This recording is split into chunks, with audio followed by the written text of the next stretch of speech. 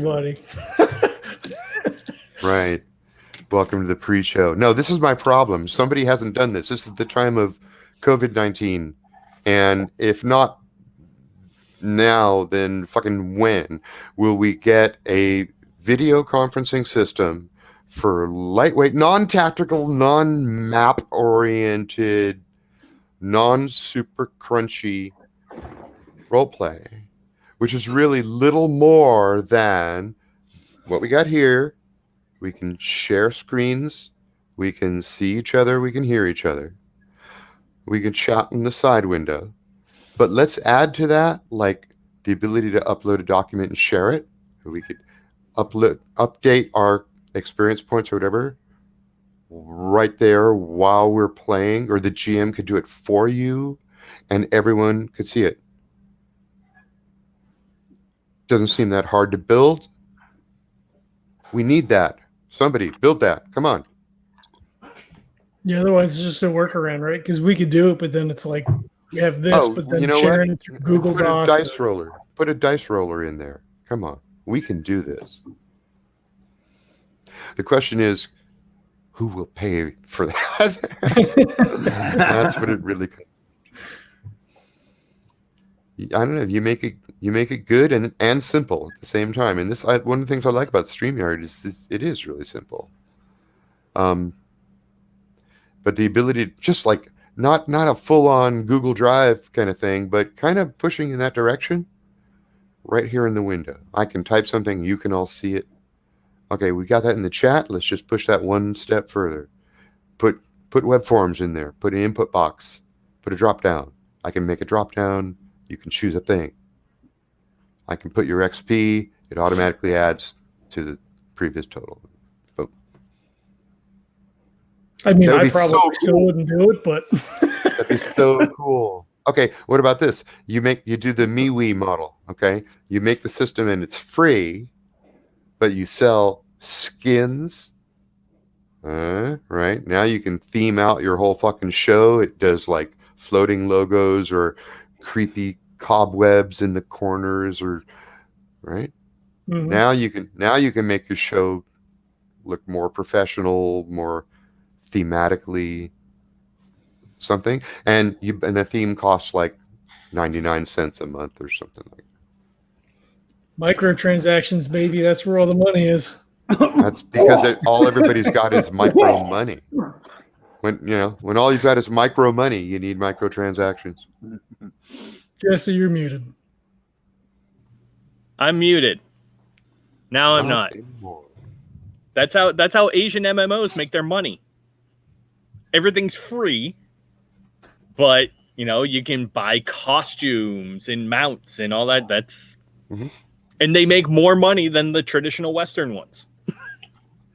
I have no idea how well MeWe is doing, but that's the model they've applied to social networks. The system itself is free. Anybody can create a group. They're high, the high privacy, personal privacy, which means free speech and siloing. Right, so you build your own silo, your own little social silo, your own groups, whatever. And there may be Nazis over there, but you don't see the Nazis. You hang out in your groups or whatever.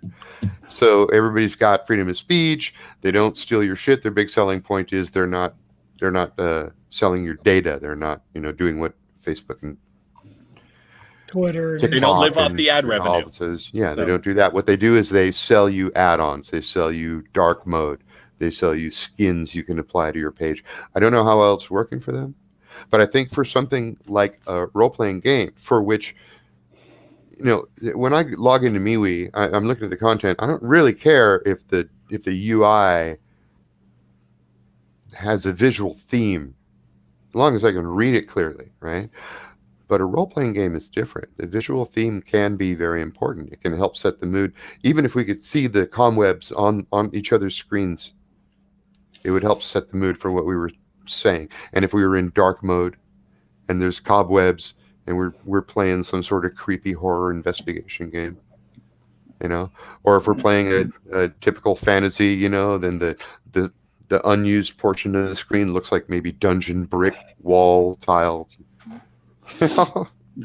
I mean, that's how StreamYard does it. Right? You can use the free version, or if you pay for it, then you can start adding borders and overlays and all that kind of stuff. So is that it? I haven't looked at their screen. Yeah. Very cool. Very cool. Now we just need some mech in here. We need shared documents, forms, and a dice roller. And then we're good. StreamYard. Hear me? Make sure we get them right on this. That's right. And if people see the shows that we produce using that shit, they will want to buy that shit from you. So do it. That's a completely unusable sales blurb I just gave them for free. Just on the mere mention of Rick and Morty, I have now gone down the Rick and Morty rabbit hole with the Dan Harmon stories, with the story circle, and now I am just shopping for wonderful Rick and Morty shirts. This is what I do. There is a YouTube video that I saw, and this was my opinion before I even learned that Dan Harmon has the same opinion. I think most people have the same opinion, at least diehard Rick and Morty fans, that the worst episode ever was the Vindicators episode. Okay. And Dan Harmon agrees. And there is a YouTube video, you can go find it after we get off or whatever, that breaks this down and explains why the Vindicators is everybody's worst episode. It breaks the story circle. He breaks it down and shows you how it doesn't follow the circle. That's why the story sucks. I still liked it though. I want a shirt that has the little speech that Morty gives his sister there about, no one belongs anywhere, nothing matters, we're all gonna die. I want that. Come watch TV. Oh yeah, come watch TV with us. It's so good. Very Legati. I love that show. Summer and Tinkles. Yup. What do you mean? I'm looking in the chat window. What the fuck are you talking about? I'm over here coughing up a fucking lung for some reason. I don't know what's going on. Yay! I saw Jack Nash fucking maybe die. Like, well, there's other Jack Nash. He was a good man. Shit, I shouldn't have even. I just got reminded. There's a character in some fictional thing about jumping into different dimensions. So the main character's name is Nash, and I should have like sent it. It was fuck. I don't remember where I saw it. I'll find it. But I was like, no. Mr. Meeseeks, look at me. Gotta have that one. Put that in the old basket until I can. Mr. Meeseeks, look at me. I like to wear shirts like, I'm wearing a stupid cat. It's too dark shirt, to see it right now, and I'm not going to get up to turn the light on. But you see the corner of it sometimes when there's enough light. I have the poster of the Mind Parasites episode where the room is just fucking filled with all those characters. The crazy characters. Yeah. Mr. Poopy Butthole. Ooh-wee. Oh, okay. I'm going to get off on a whole thing. My love for that show is whoa, that's a whole different thing. Yeah. Okay, it's time for me to make another one of my pitches then. Dan Harmon, I know you're watching us. I know that you're a big fan of DayTrippers. There is no better system to apply to the Rick and Morty intellectual property than DayTrippers. This is it, Dan. You need to contact me. We need to work something out. Yeah. Also, there's this little thing called the core system. That's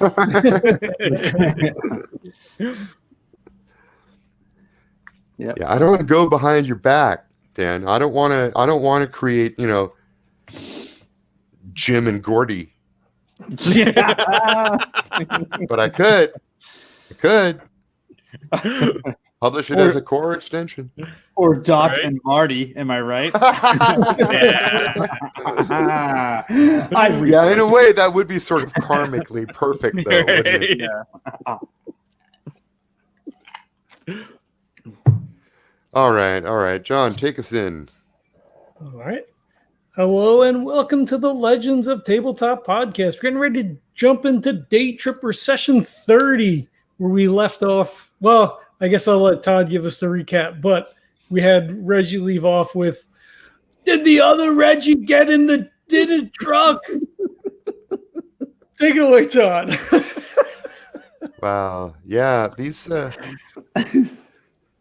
we had a couple episodes there where like I actually recommended to people on Twitter, this is a good episode to listen to if you're new to the show and you just want a well-contained story that doesn't have a lot of backstory or anything like that going on. Well, last episode was not one of those. Last episode, Scylla leaves for a family event, and it turns out that her dad dies in the skydiving accident. And now there's going to be a will reading out on Exodem 5, and she's been delayed. She's just supposed to be gone for 3 days, but that's been delayed indefinitely now. At some point, she's going to discover whether or not she has become the sole owner of and CEO of Sardassian Enterprises, of which the famous Hamloaf company is the major subsidiary. But while that's going on, we got a lot of crazy shit that happened. Nash, you won an adult video award for Performer of the Year. Yes, congratulations. Yes. And you couldn't get anybody to go with you, and that was okay. That was all right. By the way, you end up sitting next to Corey Jane, and when she's away from Scylla, you notice she seems a lot smarter. It's just an observation that you make. You've studied psychology. Yeah, it seems like you're getting the idea that the Corey Jane you've only ever seen her in Scylla's company before, and you're getting the feeling that bubbly dimwit is kind of an act. But anyway, back to the summary.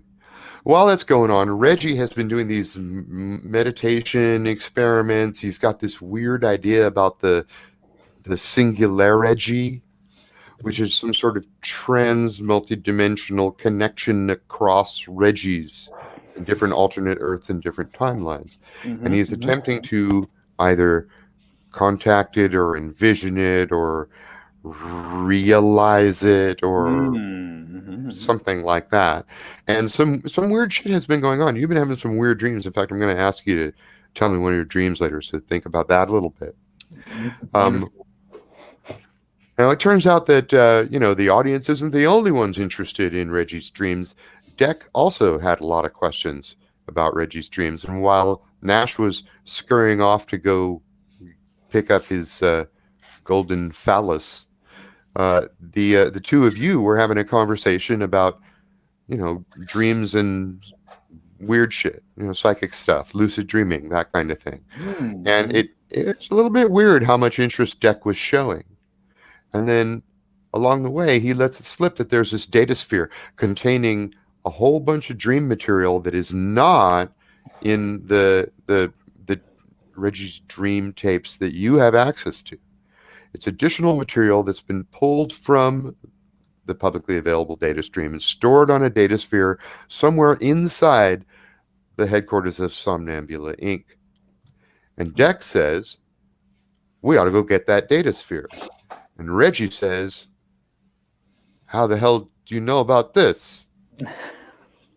And Deck, in a moment that he maybe regrets, said, I have been authorized to tell you.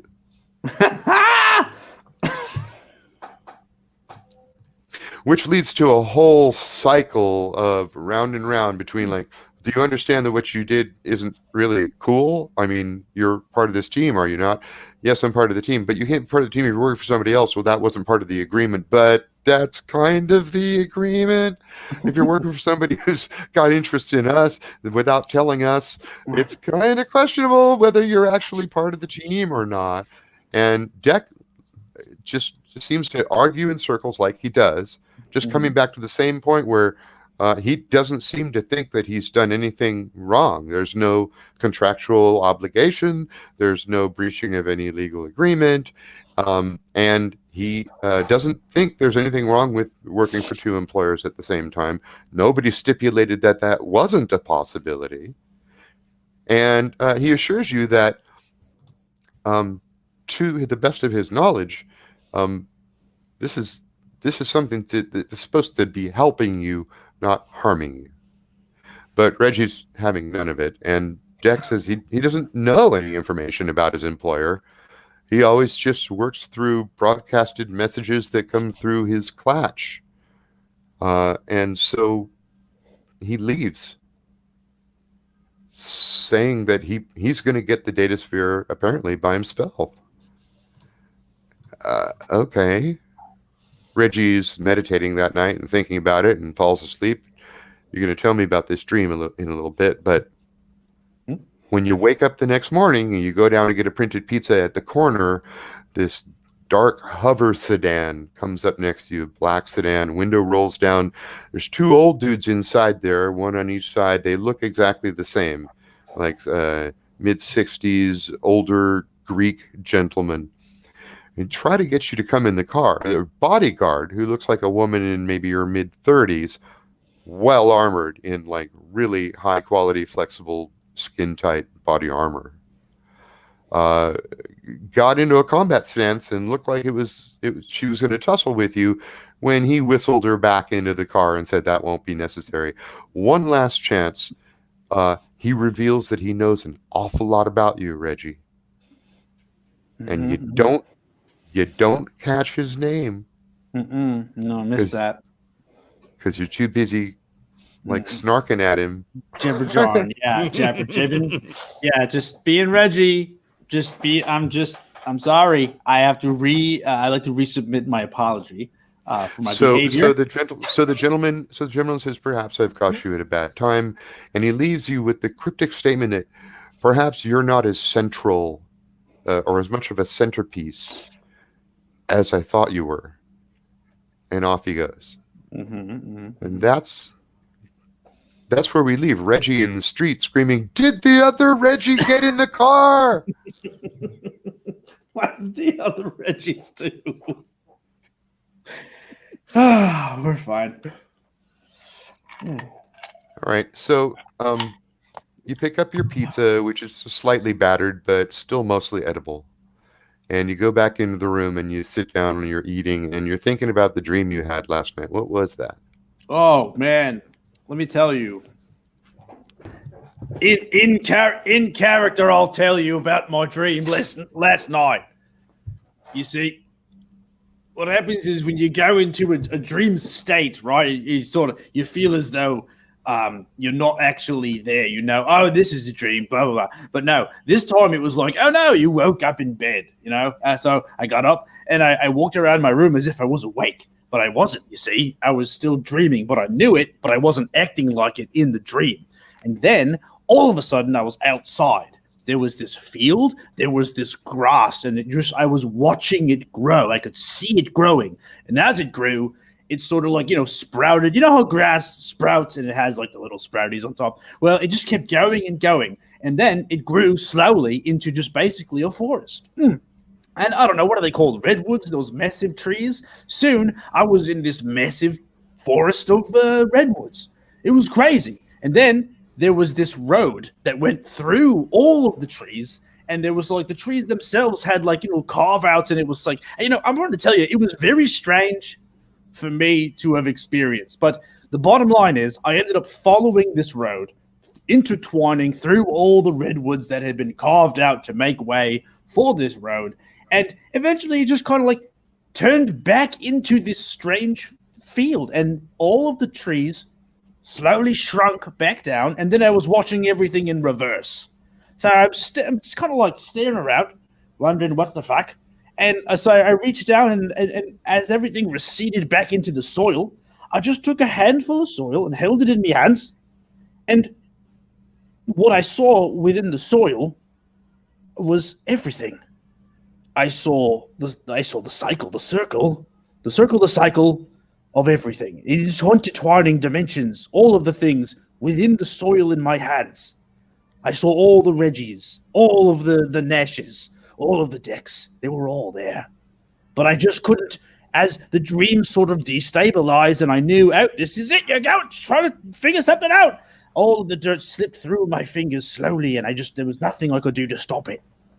It was intense, especially towards the end. But yeah, that was pretty much it. Then I believe I woke up for real, and now we're here. I'm pretty sure I'm not dreaming anymore. And it is at this moment you realize that you're talking to the animated cartoon of the Italian chef on the pizza box. It's nutty, man. You know. What do you think? Do you have anything to say? I've just talked at you. Oh, you're just sort of a box. No, actually, it's an animated box, Right. And okay, yeah. but it only says one thing, and it's about every 90 seconds. It says, "That's a good pizza." Man, love our conversations. It really is a good pizza, isn't it? It's a good pizza is now part of my vernacular, unfortunately. Yeah, so that's really it. And then Reggie just slumps back in his chair and just stares blankly at the wall for a few moments. Okay, so that's sort of like it's the next morning when all of this is happening, and that just included sort of like a flashback to the dream that happened the night before. But for everybody else, you can, if there's anything that happens, during the night or the wee hours of the morning, you can pick up there, or you can jump to, somewhere around noon where Reggie is right now. Who's up? You got anything, Deck? Oh, me? Yeah, Jack was out later than probably usual at the award ceremony and all that. I feel like he then probably had a conversation with Corey. Actually, Corey asked if you'd like to go get a Cafex after this whole circus is over. Yeah, he does. He agrees. Yeah. She tells you a bit about her life. She actually comes from sort of the lower class background. Her father is a foreman at a foundry, and where most of the jobs are done by machines, but there's still a handful of people who get these richly rewarded contracts. And since it was always her dream to be an entertainer, and her mom died when she was young, and her dad worked hard to get her all these classes and tutors and dance training and acting lessons, and basically put himself through hell to get her to where she is. And when it finally came down to meeting people in the industry and trying to get roles and auditions and agents and all that kind of thing, she was down on her luck, didn't have a whole lot of money. Her dad had recently died. She had to take whatever jobs came her way, and it was porn that came her way. Now she's smart, but she knows that if the people who control the porn industry knew how smart she was, they'd be threatened by her, and her whole act wouldn't work. She's trying to parlay this into some sort of national fame where she can then branch out and be more creative. As an artist, I have things to say.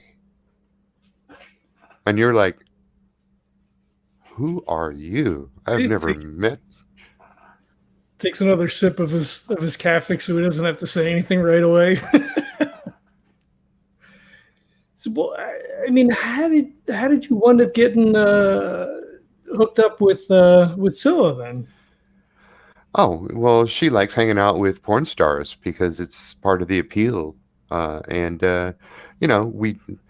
We met on the set of My Ass Is Yours, and it was actually a conversation after that led to her coming up with the whole follow my ass concept. So I've been her, I don't know, creative confidant since the beginning.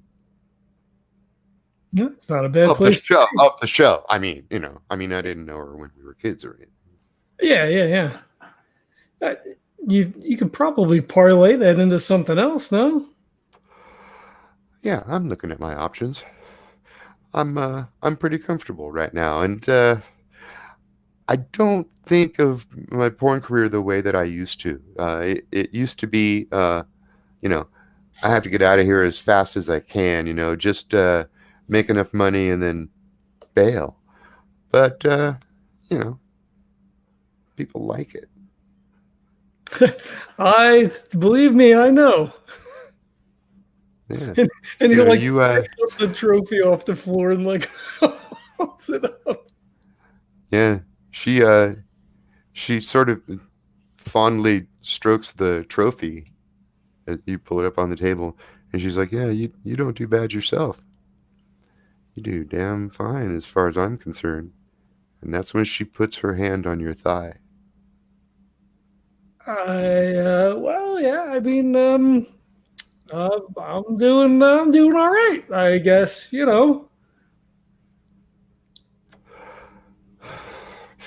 She looks around. It's like 2 a.m.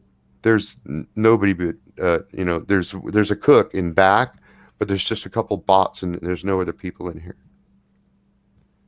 She moves her hand to your crotch and says, "Why don't we just finish this right here?" And she opens your pants.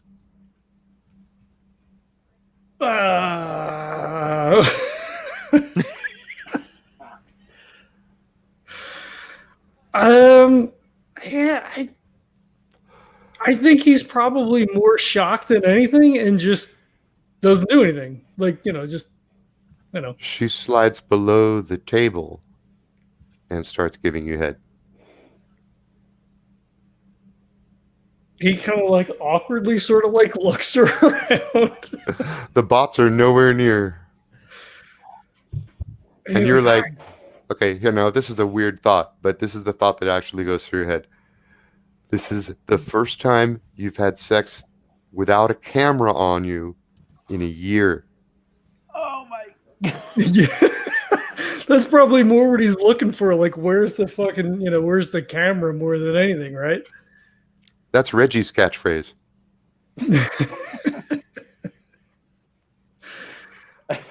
Yeah. I mean, he's all right. After a bit of foreplay, she pulls you down beneath the table with her. You're getting the world tour, buddy. Yeah, I think he does it, right? I mean, because she's Syl is very open about this sort of stuff. I mean, there was a gangbang as we were trying to make it back to home earth kind of thing. So but it's weird for him. Yeah, it's fun and it's all that stuff, but it's a really weird. What the weirdest moment is you're getting pretty close and she's turned around, so you're facing her from behind, and you look up and the robot is right there, and it asks if you would like some more Cathix. It doesn't even care that you're fucking under the table. It just wants to do its job. No, we're fine. The robot zooms off. Yeah. All right, so Nash's morning goes well. Does she come back to the house then? You think, or she goes off?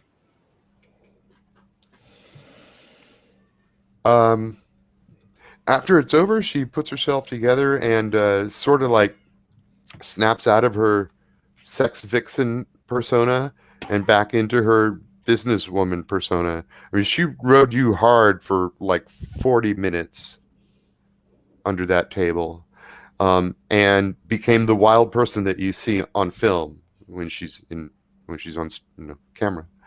But now she's back to her business-like self, and she pulls her clothes together all neat and stands up and offers you her hand like you just finished a business meeting or something. And she's like, "That was very enjoyable. Let's do it again sometime." Yeah, we could probably make that happen. Sure. Yeah.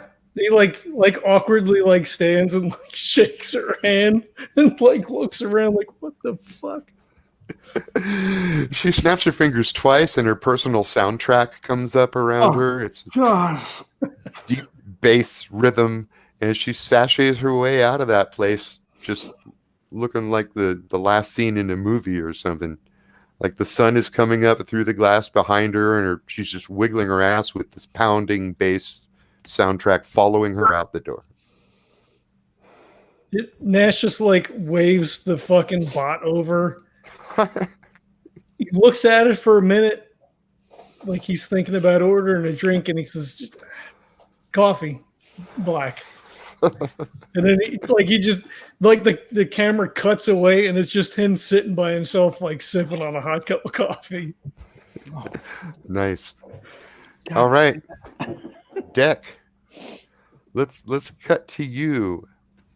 That I'm going to back up in your case because you leave you leave Reggie's apartment. I kind of get the feeling it's like midnight. Because Jack is like at the awards, and they're a late night kind of a thing. So it's like while the awards are wrapping up, it's getting close to midnight. That's when you leave Reggie's place. I think you said you're going back to your place, and you are also going to do a data upload. Yes. Yeah. So first thing, he has a lot of data stored. So he's basically gonna. He has a few cuts of video that he wants to put together of the previous day. He's going to send that out. And then he is going to go through the information on the Dream Deck. And he's going to upload all that to his computer. Because I'm assuming like he doesn't do everything in his head. It doesn't have all of the processing power he needs sometimes. So I'm assuming he has like a little personal computer that he can use as well. You probably do, but maybe even more instinctive to you would be the cloud server that the Clatch all shares. Oh, true, yeah. Oh, so it's like cloud computing. Yeah. All right, yeah. Yeah, so that makes sense. So yeah, he's just kind of he'll just be laying in bed almost still, just kind of like on his back looking up at the ceiling, and he'll do the upload so he can process the video a little faster. And there's nothing actually, this is all right. This is a quick question because this will depend on what he does. How likely would it be, or how public would what he's doing be within the Clatch? You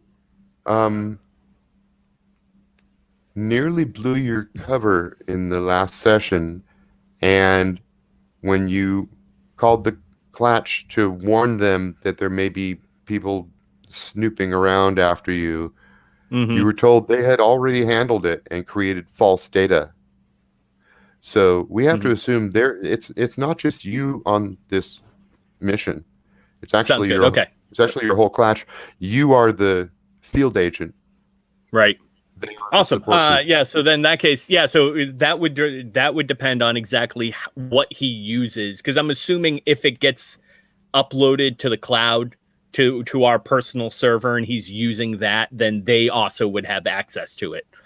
So if they're not supposed to know, then he'd have to do everything in house. But if they are kind of aware of what's going on, then yeah, absolutely. They keep tabs on you. Yep. So yeah, he'll upload it, let it run through. He'll also probably, ask a couple of them, like if they, keep an eye out if you see anything weird on the data. Let's see. I mean, there's not. I mean, Silas and Kayla might know a little bit about it. they run comms and ops. So, but yeah, he'll do that, and then while that's running, he will start doing some information digging on Somnambula. Surface stuff, because he knows that all the important stuff is probably hidden by private protected servers. So he's more so looking for employees. He's looking for kind of low-rung employees that are, not like janitors and things, but like low-end programmers or HR. At where? At Somnambula. Okay. So he wants to. He needs, if he needs access to the building, if he doesn't have Jack and Nash and Reggie's help, he needs to get into the building by himself. So his thinking is that the easiest way is to jack a low-level employee's PID. That's great. And, okay. Yeah. So this is going to be. It's not really programming. It's kind of just research. Let's call it a brains roll. Yeah. Basically, I think it's like searching this? on like LinkedIn and shit, like like looking for go ahead. for people's resumes and shit that have access. They're like currently employed at Somnambula. So yeah, the LinkedIn. That's future LinkedIn. Yeah, exactly. LinkedIn. Question. Yeah, I do. I have one question because I don't know how the timeline is working with this now. I sincerely believe, well, I shouldn't say it that way. Reggie would, if he actually thought that Deck was going to try to do this alone, Reggie would probably find a way to be there for him so that he didn't have to do it alone, even though he knows it's a bad idea, but he probably wouldn't tell Nash. Does that make sense? Yeah, except again, Jesse really did imply that last time around. Implied that your lack of participation was not going to stop him from proceeding in his mission. Oh yeah, yes, right. So I think yes, right, yes. He did imply that, which is why Reggie would try and he might try to talk him out of it again at the last minute, but he would be there ready to help him. Like he's mulling it over. Yeah, right. I mean, okay, my problem here is that I don't want to retcon anything, and we are we're the night we're still in the nighttime for Dak, but we've already gone into the morning for Reggie. I'm just kind of catching him up to you. Okay, that's fine. Yep. So like at this, while Deck is doing all this uploading and shit, you are meditating or sleeping. Yes. And that's fine. But I didn't. That's why I said I don't know how the timeline works out. Yeah. I'm listening to this, like, Deck is, and I'm like, yeah, I know he's serious. He's doing all this crap. And I'm like, you know what? Reggie probably couldn't live with himself if he didn't at least try to talk to him out of it one more time before he did it or help him. So if it doesn't work out, it's fine. I was just throwing it out. Yeah. No, what's basically going is we left you guys at different places. We kind of left Nash scurrying off to the awards. Mm-hmm. So that's clearly, around before midnight. But we took Reggie all the way to the next morning where the encounter happens. Okay. And meanwhile, we left Deck like shortly after we left Nash. So he still has that night to fill me in on what he's been doing. Whereas Reggie, we already know we could account for you all the way up to. Yeah. All good. Okay. So back to Deck. You've uploaded all this shit. You're searching Somnambula. I need to see a brains roll. All right. That is a 3, a 2, and a 6. So a 6 high. Oh. That is a yes and. So, you have found an employee called Callista Kinnear. All right. And what else? How about I also find their social media account that they are not smart enough to privatize it, so they are public, and they like taking pictures of their morning routine. Okay, so I know the local coffee shop that they go to. Yes, and just to make it clear for you, because it's stated in her bio, Callista is cis female and goes by she, her pronouns. Sounds good.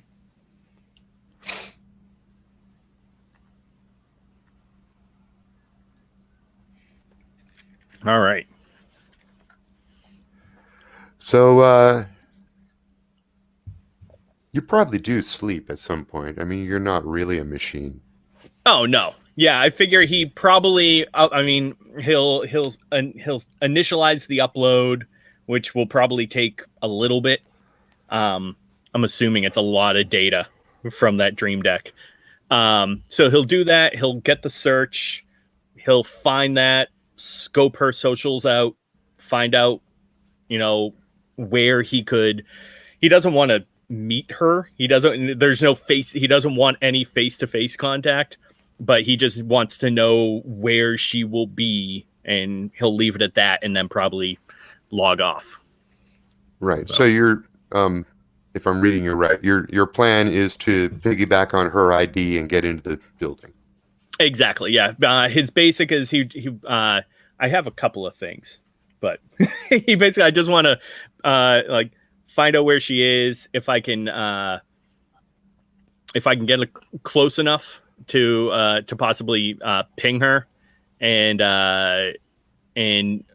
maybe if that doesn't work, I could also maybe try a Fisher, and I basically just want to try to get onto her PID kit, grab her ID so that I can copy it, and use her ID to get into the building.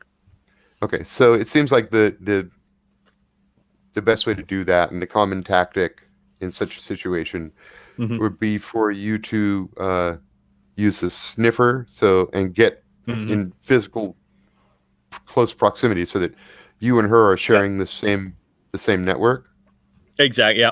Same gateway, and then you apply that sniffer on the gateway at a moment when you know she's logging in. You capture everything that comes through, and then you decrypt it. Yeah. That works. Yeah, I was figuring either that or possibly actually setting up like a rogue router, like a fake hotspot could work as well. So, yeah, absolutely could work. Okay, so these are the plans dancing in your head like the sugar plum fairies. This is what Deck falls asleep to. As you drift off. This is his night. Yeah.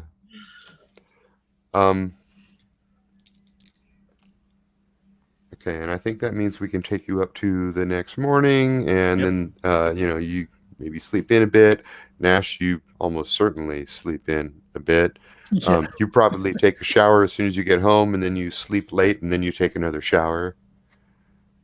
Nash is just like that. So it's like noon when we're going to pick up with all you guys at the same moment again. And I'm gonna start. I guess I'll go in the same order. Reggie, you've eaten your pizza. You've had your conversation with the animated chef. Mwah. Chef's kiss. Good pizza. That's a good pizza. Good pizza. That's a very good. Sounds like you're starting to have second thoughts about sending Deck off. Right? Is that what I'm hearing, Eddie? I don't feel great about it, Reggie. I don't feel great about it. I don't like how we left things. I don't like any of the decisions that I'm about to make. No. Okay, and those are? I'm going to go find Deck. Reggie goes and finds Deck. Okay, now, were you there when I know there was a scene where we ended up in the little Maldives, and you were there, weren't you? At his yeah. You saw the small, colorful houses. It looked like last century. It looked like a little suburb of tract homes, very very old fashioned homes. Yeah, right. Okay, so you remember that. You can find that again. Yeah, or I can. Yeah, I probably would if I'd be there. I'd get there and go. Oh, probably like an hour from you. You got to go into the city and then up to the northern end where this weird little city. Ugh. Yeah. Okay. Well, I guess I'll call. By the way, I forgot to mention last time. I said that the little Maldives felt like kind of visiting the past, like architecturally and in terms of the fashion and the people that you see walking around. It all looks like some throwback to the early 21st century. It's kind of weird. But trippy. What I forgot to mention is that whole area is actually not part of the network. So as your car got off the freeway and took Main Street heading into Little Maldives, the driver actually had to shift to manual. Oh, okay. Oh, okay, great. Well, I mean, do I know his address? I don't think I know his address. I think I'd probably have to call him. I think if you give me a brains roll, you could probably find the house if you saw it again. I'd love to give you a brains roll. 4 and a 6. Okay, you need to beat a 4. So that's a yes and, as a matter of fact. Yes, and I found his house. Thank you very much. You don't get murdered. Yeah. Thank you for not kidnapping me and taking me somewhere bad. You have your own car, or do you hire a city car? Oh, you said driver, so I didn't. I thought you meant I had taken like a future Uber, a Fuber. I was flashing back to the last time. Okay, then perfect. Then Reggie drove himself. Yeah. Oh yeah. Oh, okay. The ultimate. I accidentally just slipped into a different Reggie in a different realm. It's fine. He drove himself. What did the other Reggie do? God damn it! I need to know. I think the last time you guys actually I'm picked the up other in Reggie's Apple GM too. That's what's messed up. So there's all these different. There's an infinite amount of Reggies, but they all share a collective internal monologue. Yeah, the voice in the head. There's one internal voice amongst all the Reggies. That's amazing. If Reggie ever figures that part out, he'll know he'll have to find that source. Like, what is that internal voice and where is it? That will be the key. All right. Okay. That's when we LARP to Nevada. DayTrippers the LARP. Decoding Reggie. It's a nightmarish survival horror. So Reggie's in the car and he's driving to the Little Maldives, and that takes about an hour, and you get to where you have to actually switch to manual. And I'm going to actually ask you to do a piloting roll because this is so unusual. I love it. Yeah, this is crazy. We're going to call it piloting, but you're a -1 because this is not a air vehicle. All right, so I'll roll my grace and my piloting. You have to beat and you have to beat a 3.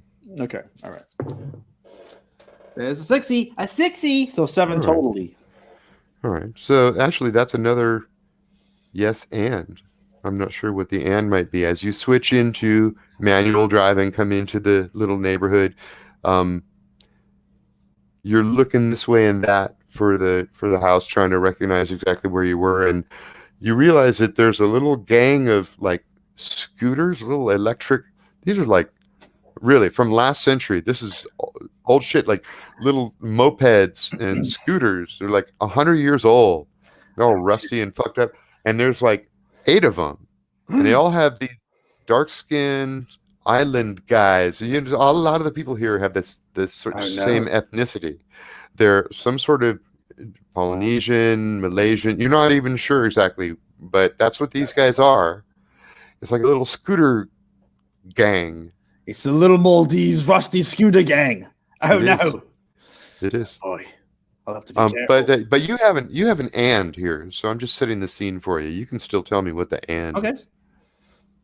You managed to control the vehicle manually. Yeah. You're like, oh, I'm getting the hang of this. Yes, and Reggie reflects and vows to help reinstate the importance of when you're learning to drive that you learn on a stick shift, because it's very important to be able to know how to do that. So he just creates that's you're like, car. Note to self.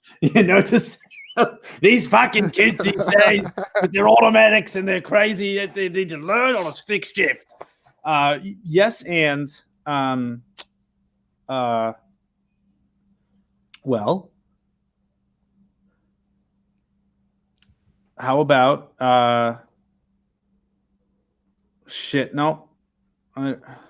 Okay. Yes, and Reggie's able to identify whether or not he's being followed. Is that anything? Or like maybe I'm looking around for that black car.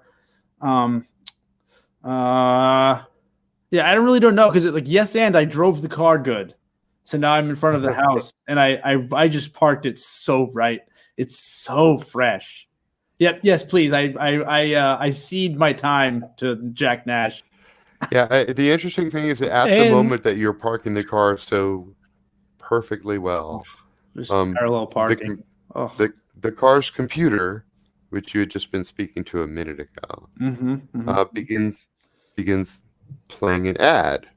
Oh no! The new Rover X automated luxury vehicle with advanced suspension and the smoothest drive of any customer sedan on the road. Now, what catches your attention is that after they say the smoothest drive of any car on the road, they say it's like hovering through a redwood forest. You motherfuckers. He just stares at the ad. Yeah. You want to pull up the visual? Yes, because I was just giving you, okay, you pull up a visual. There is literally, the camera is zooming through a giant redwood with the road carved through.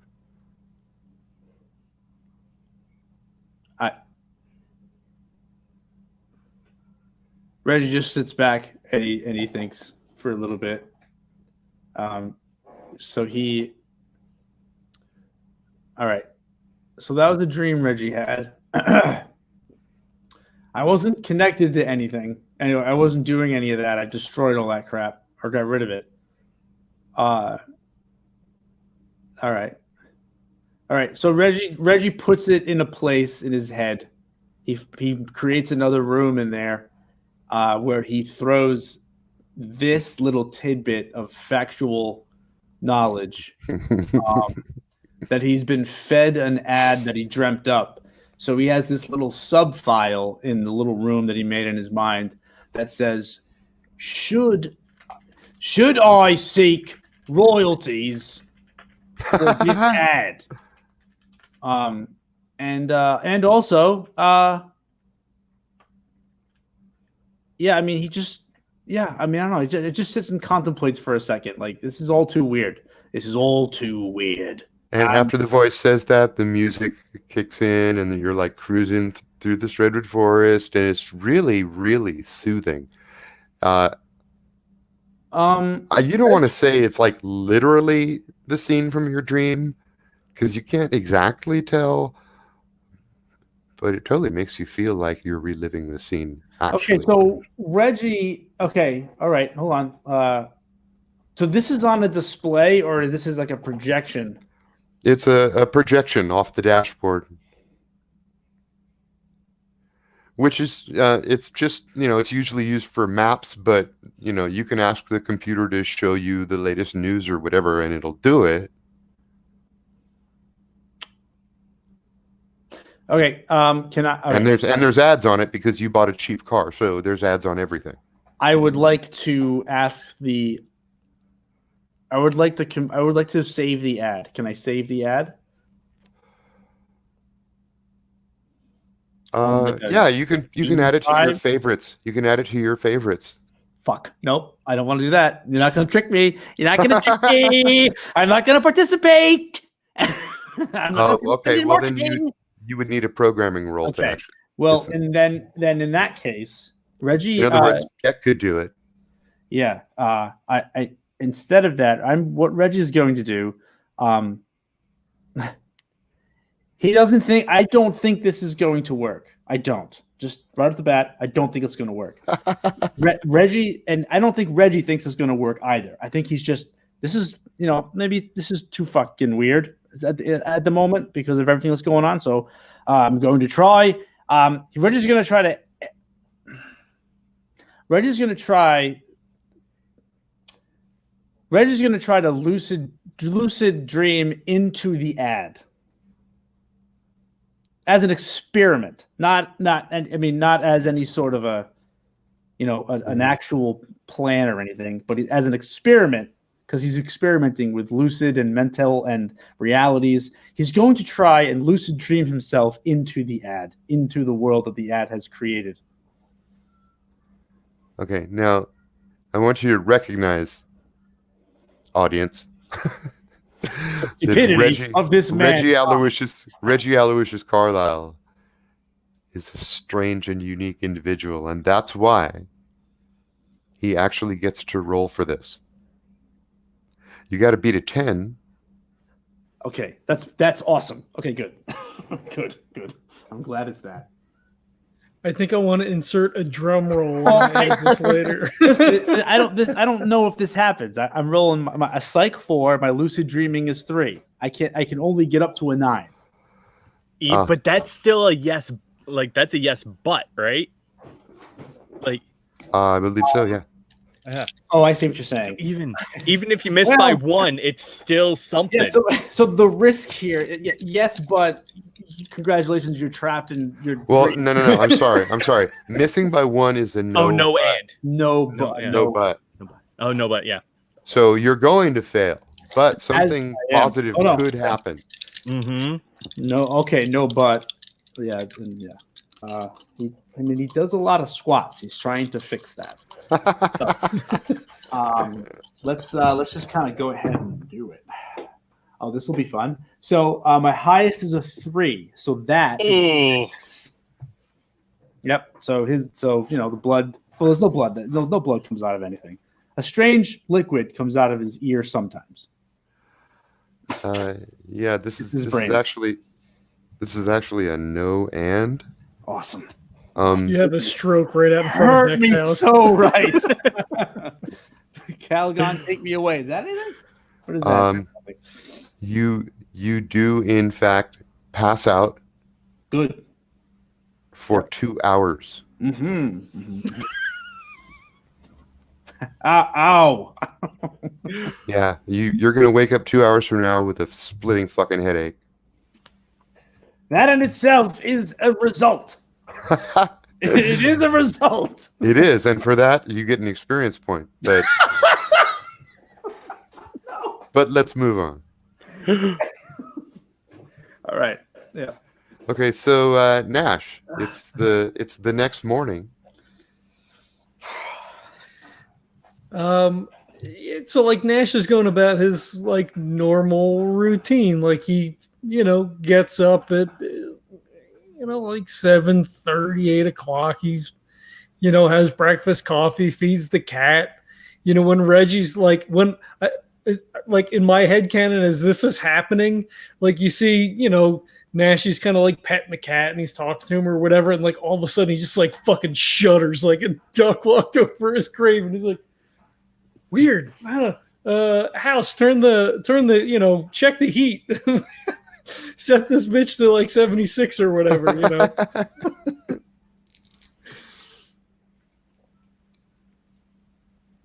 I don't think, they didn't have anything planned. Silla's away. Like, he's just kind of like on his own devices. He doesn't really know what's going on with Deck and all that other stuff. So like, I feel like he probably like at some point, like he remembers, like grabs his phone to see if Scylla called. And then there's just like millions of like thumbs and hearts and shit from the speech from the night before, like his social media that he's now kind of forced to have just like, so like he spends a little bit of time like going through it, and then he's like, and then there's that lesson that you have to get to. It's so like he's like he sits down, he like puts his feet up. It's like, oh, all right, and then like the little alarm thing beeps, and then he's like, oh, fuck, like, and then he runs upstairs to like go get dressed and like, get out to his acting class. Yeah, and after that, you have another lesson that you mentioned in the messenger. So we'll take care of those two, and let's say okay. that takes you late into the afternoon. And so we're gonna hop back to Deck, and I don't know. You got to sleep pretty late, maybe like 3-4 a.m. I don't know how much sleep Deck needs, but for most people, that means you wake up at 11 or noon. That sounds about right.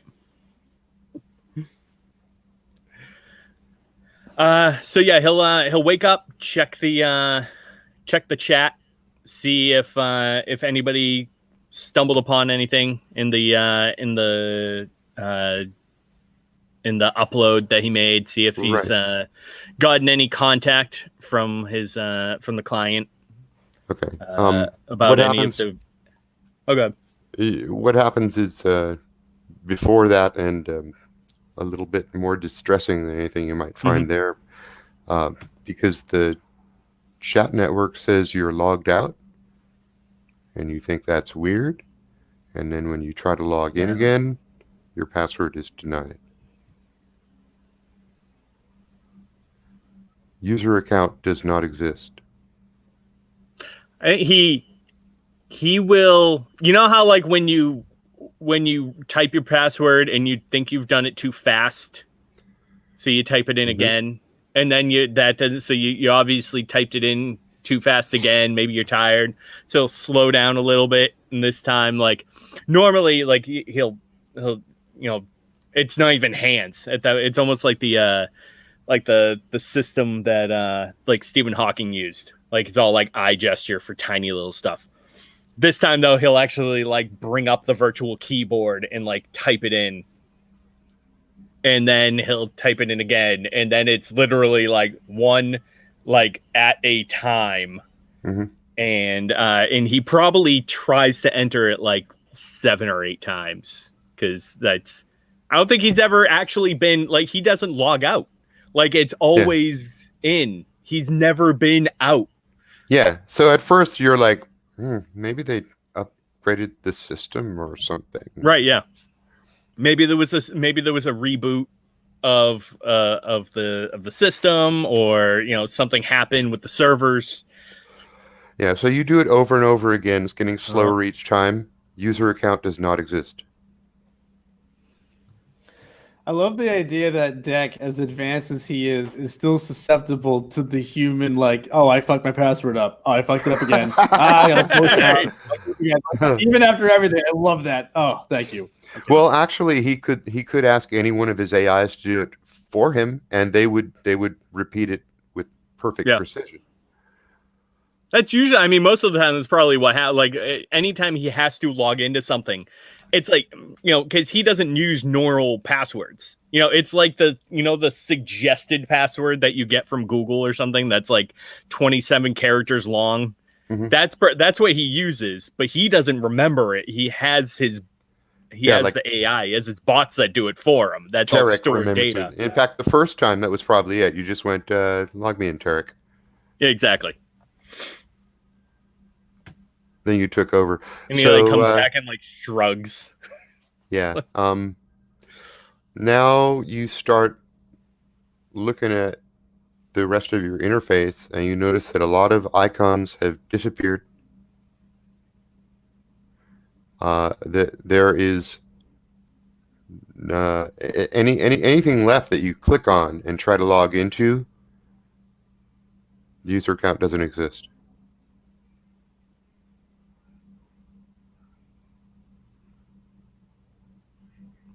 So I basically only have the shit that I've done myself. Yep. Like I have the DM. You have access. You have access to all publicly available networks. Basic stuff. Yeah. But you have no access to any of your personal logged in type accounts. None of the accounts, none of the programs that had been provided me. Nothing like that. Can't get to the cloud. Can't get to your Clatch chat.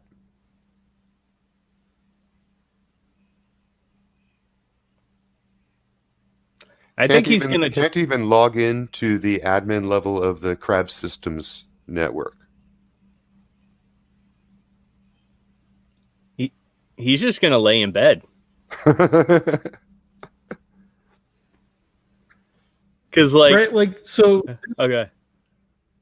Like you've never been not connected to your Platch, right? So it's not like, oh, you can't log in. It's like your whole like personality revolves around being a part of this whole. It's fucked up.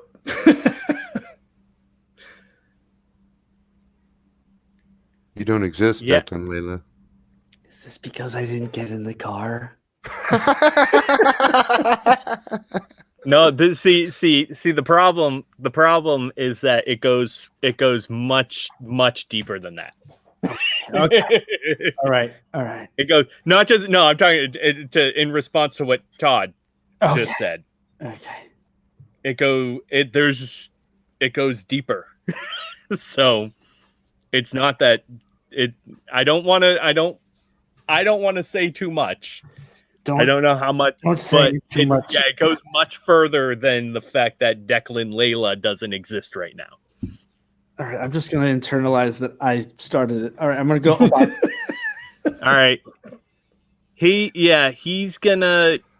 He'll lay in bed for like an hour and then get up because he still has a goal. He still has a mission.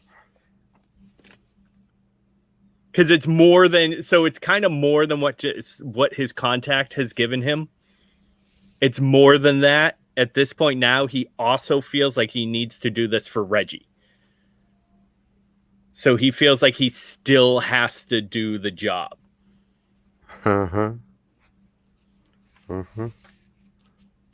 So he'll lay in bed for about an hour and then get up and go, because he has a deadline, right?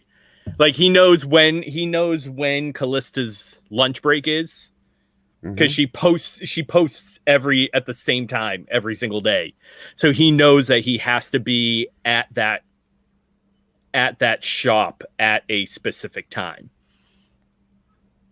So he'll get going.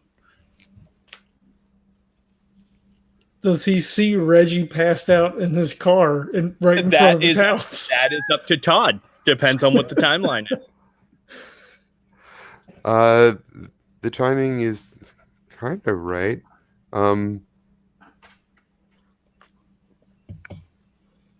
Because Reggie was out early, you said, right? Like 8 o'clock. Yeah, Reggie's been up for a while. Yeah, let's call it a brains roll beat.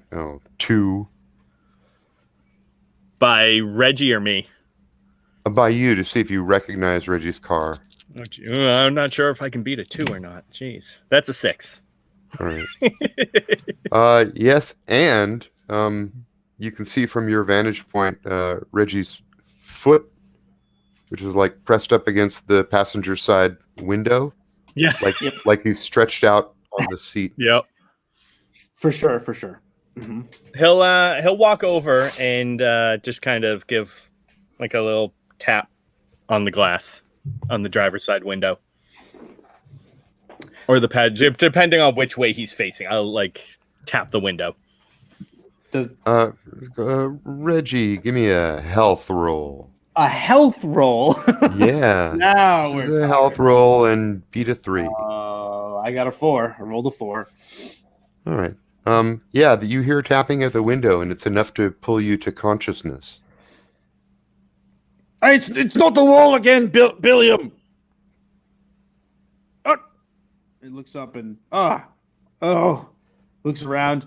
He looks around, panicked a little bit. It's fine. It's fine.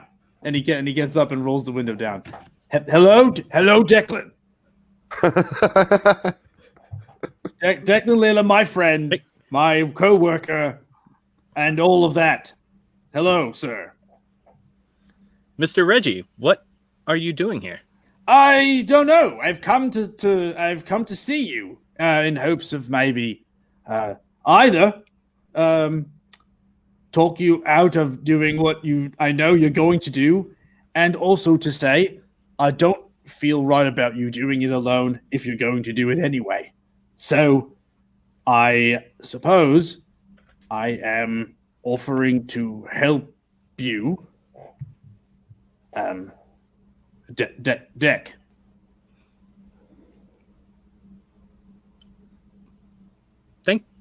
Thank you. I think I might need the help. Okay. Yes.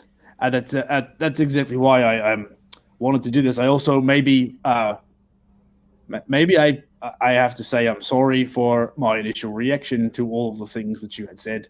It was just a bit jarring. I'm sure you have your reasons about all of that stuff you were saying about being authorized and stuff.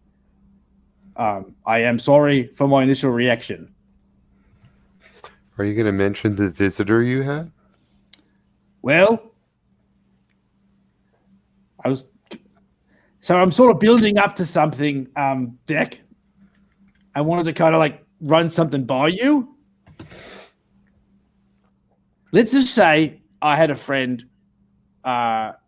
who met someone who knows you.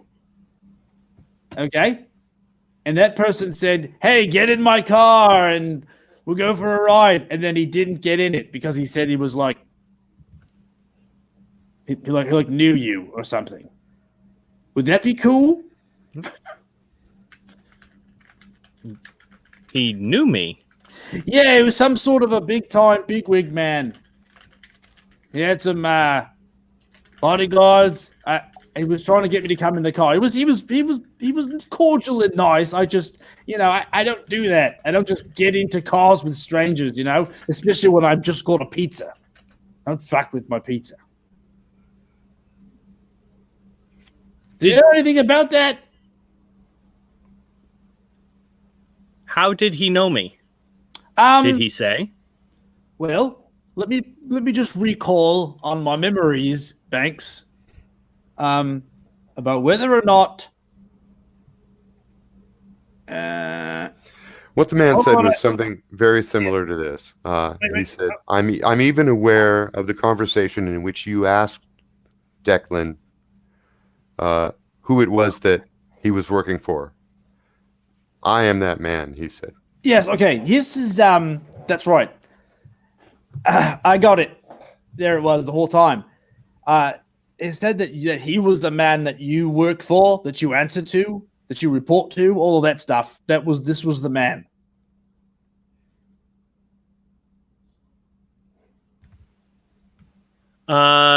Question. I don't He think never we've mentioned his name. He never mentioned his name, not even once. Todd, quick question. Mm-hmm. How aware am I of the upper workings? Like above, so I know the Clatch. I know that we exist within Crab, right? Would he be aware of who his contact is, or is it, as I've presented, literally a like nameless person, like a faceless person that just provides the Clatch with orders? Like, do I assume that it comes from like the general group of the corporation, and the contact is just like the go through? The Clatch reports to its teacher, leader, and what you colloquially call Clatch Father.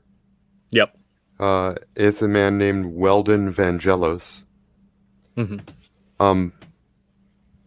But you do not know who he reports to, only that it's somewhere within the Crab hierarchy. In fact, now that you're really thinking hard about this kind of stuff, you're not exactly sure where the line ever was between your training and tests and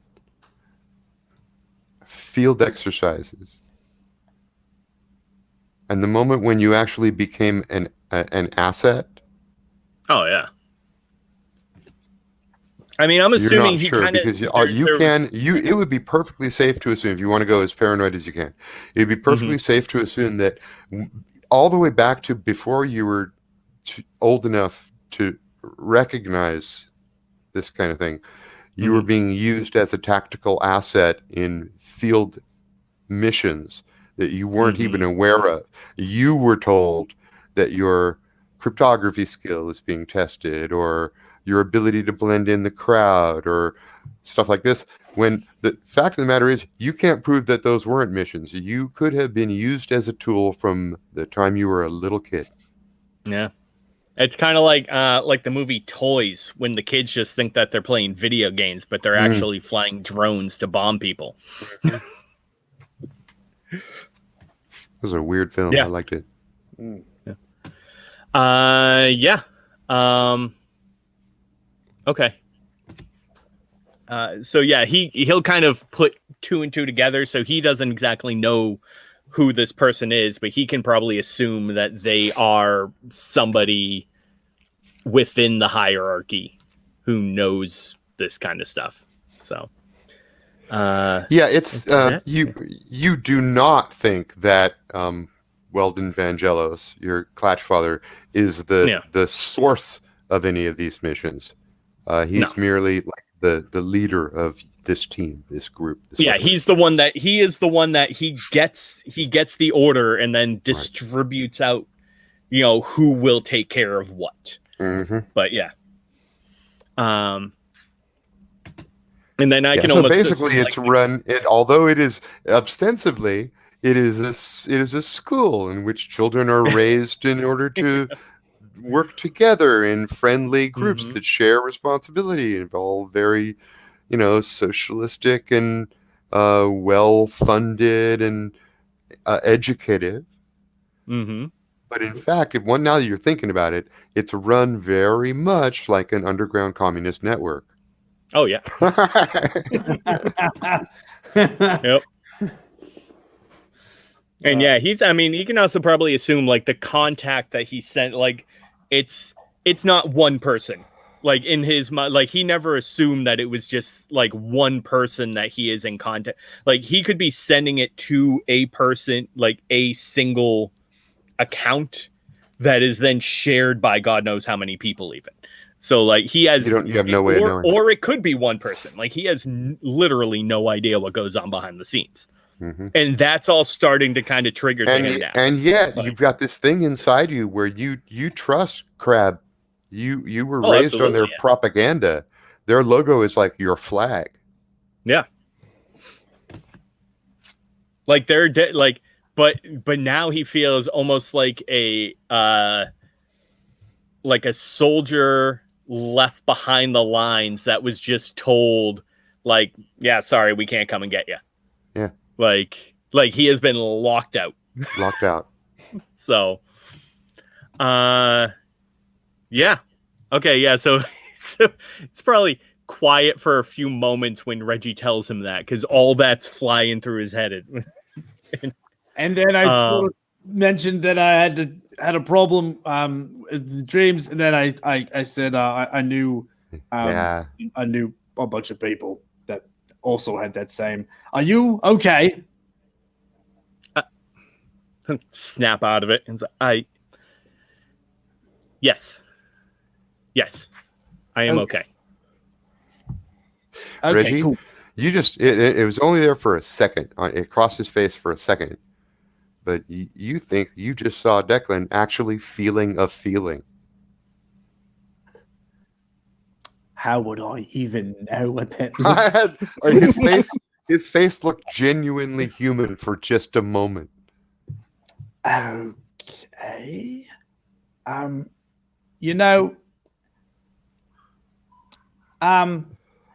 When I feel like how can I have to figure out a way to even say this to you, but Mr. Reggie? Yeah, please. I apologize. I very much enjoy your stories. However, I am on a timeline at the moment. Right. Okay. You're this timeline thing. So listen, just once again, there's no talking you out of this? Just nothing? You're just going? Yes. Okay. All right. Well, I need to do this. I guess you better get me up to speed then. With what? What you're doing and how I can help you? You want to help?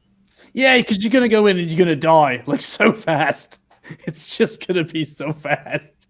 So that is a possibility. Yes. Yeah. But I can't. Like, it's. You're good with that probability stuff. I mean, I don't know how much you know about the inside of it. Probably more than I do, and I've been there. But not much. They keep their layout very secure. I have yet to get any specific information on the blueprints. Only basic. Well, Reggie now tells Deck all of the things he remembers about the inside of Somnambula. Yeah, I think if not full blueprints, you can reconstruct a map of the parts of the building you've seen, and you did go through most of the building. Yeah, it's the Mr. Reggie. If you could help in another way, perhaps we could go over these details as you provide me transport. Oh, I see what's going on here. You're patronizing me. Is it what this is? No, not. I'm just kidding, Dick. Get in the fucking car. I'm just kidding. Let's go. And Reggie drives. He's very genuinely confused at first. It's like, kind of nod his head and get in.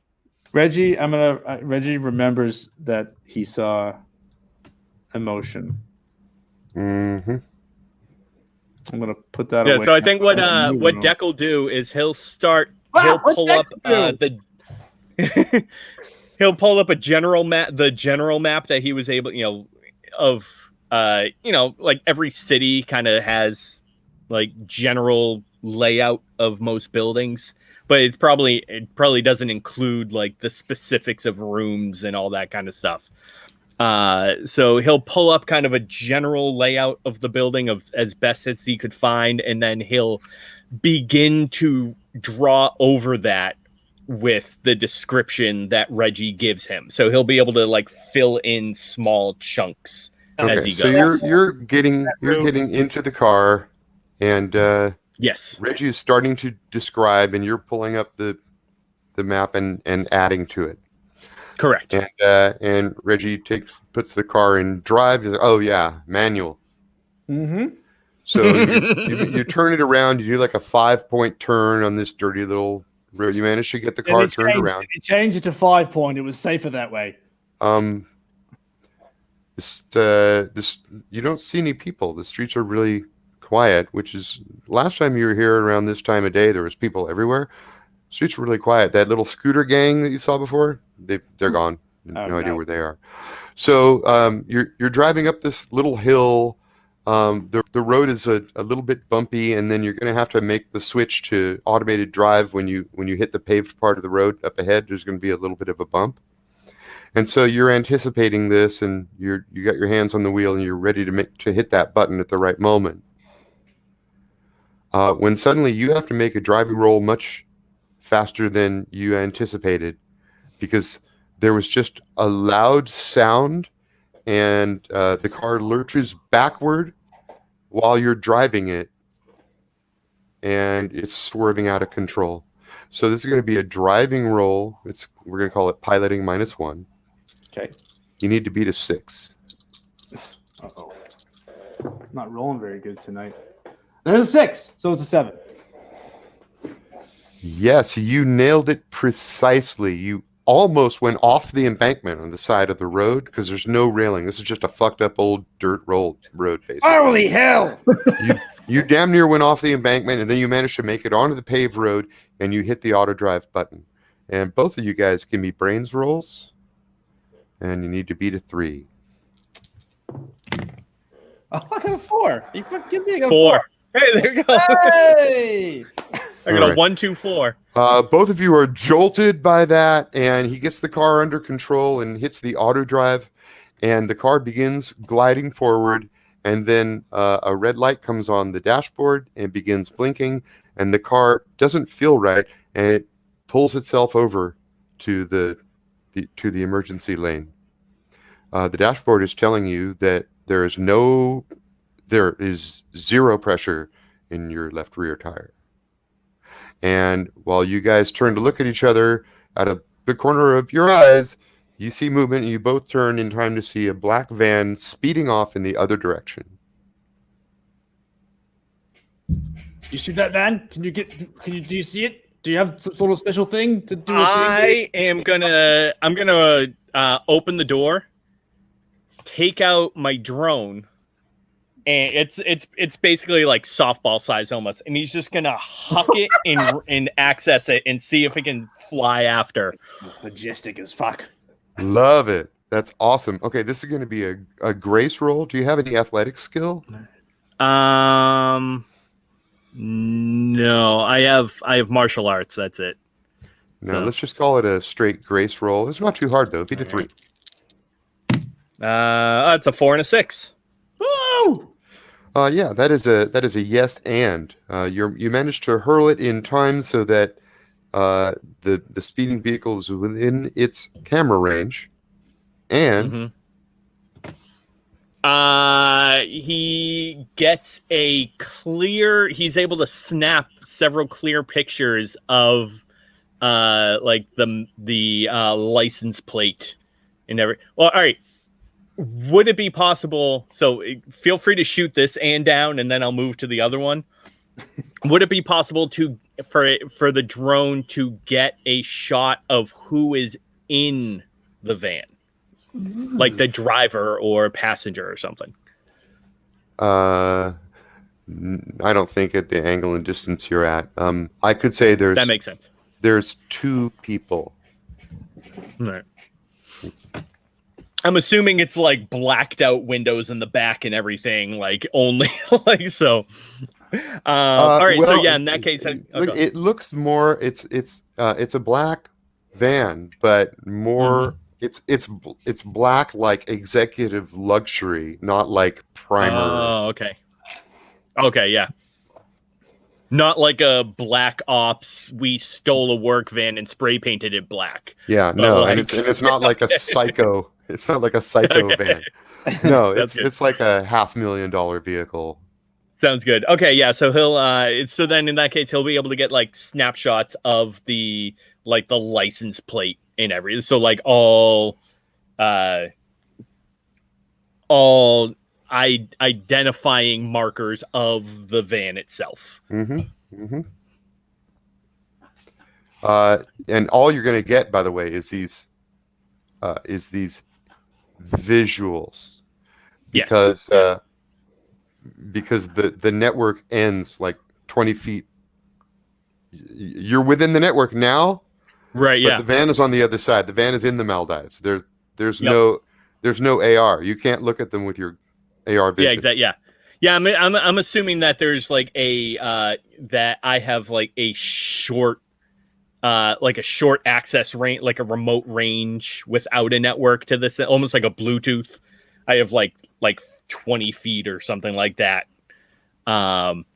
So yeah, plus stuff like tracking an object at a distance, it has to involve more than one node of the network. Exactly. The data gets passed along and what's the word I'm looking for? Aggregated. Yeah. Yeah. So without a network, I only have like such a distance.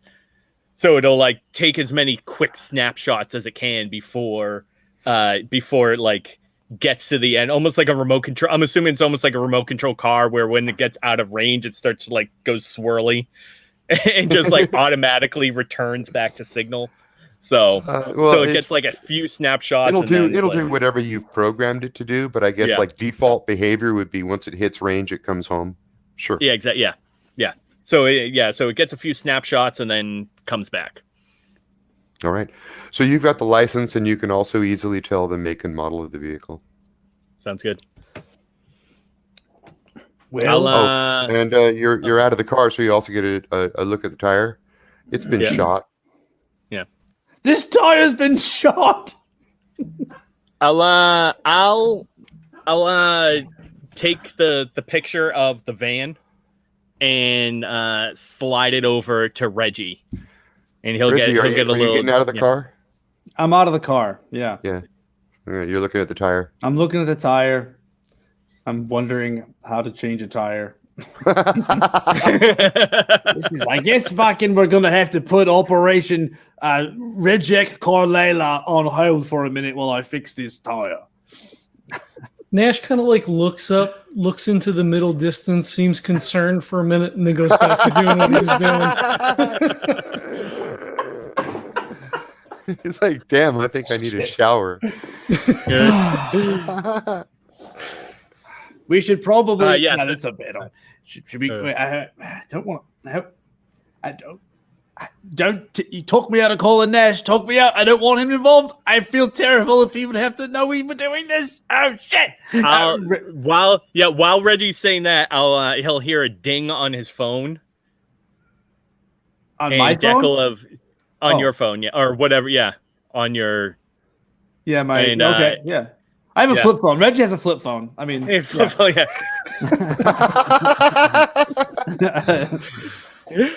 and yeah, they're hip again. Archaeo. yeah, right. Yeah.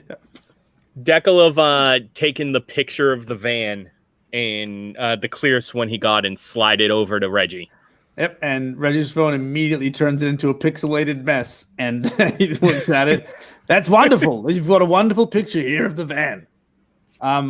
Right. Is that similar? I just want to insert just for a moment because I just got a notification through Facebook. Okay, yesterday I guess I posted session 29, the last session, right? So I posted that on Facebook yesterday. It just got liked by Eric von Markovic. Eric von Markovic is the man known as Mystery. He's the pickup artist. He had a TV show that taught men how to pick up women in bars and clubs. Yeah, I remember it. That guy just liked our last episode. Nice. We got him to start tweeting that shit out. As recommended by Mystery. Right? Oh no. But now he's going to watch this one. We just name dropped him. Hey, Eric. I'm glad you like the show, man. That's really awesome, actually. That's quite cool. Yeah, so I should have saved this for the post show. That was really stupid. Right. I'm sorry. It feels right. It feels right. It does. So yeah, he'll ask Reggie. Is like, is that the similar to the people who talked to you last night? It wasn't a van, right, Todd? It was this car. It was just. Or was it a van? Oh, no, it was a sedan. It was a sedan. Long, lean, luxury cruiser. I mean, the color's spot on. Just black. But no, it was more of a sedan than an actual van. Man. Sorry. We do what we can. Yeah. Yes, yeah. And he'll nod and just say, understood. And then go...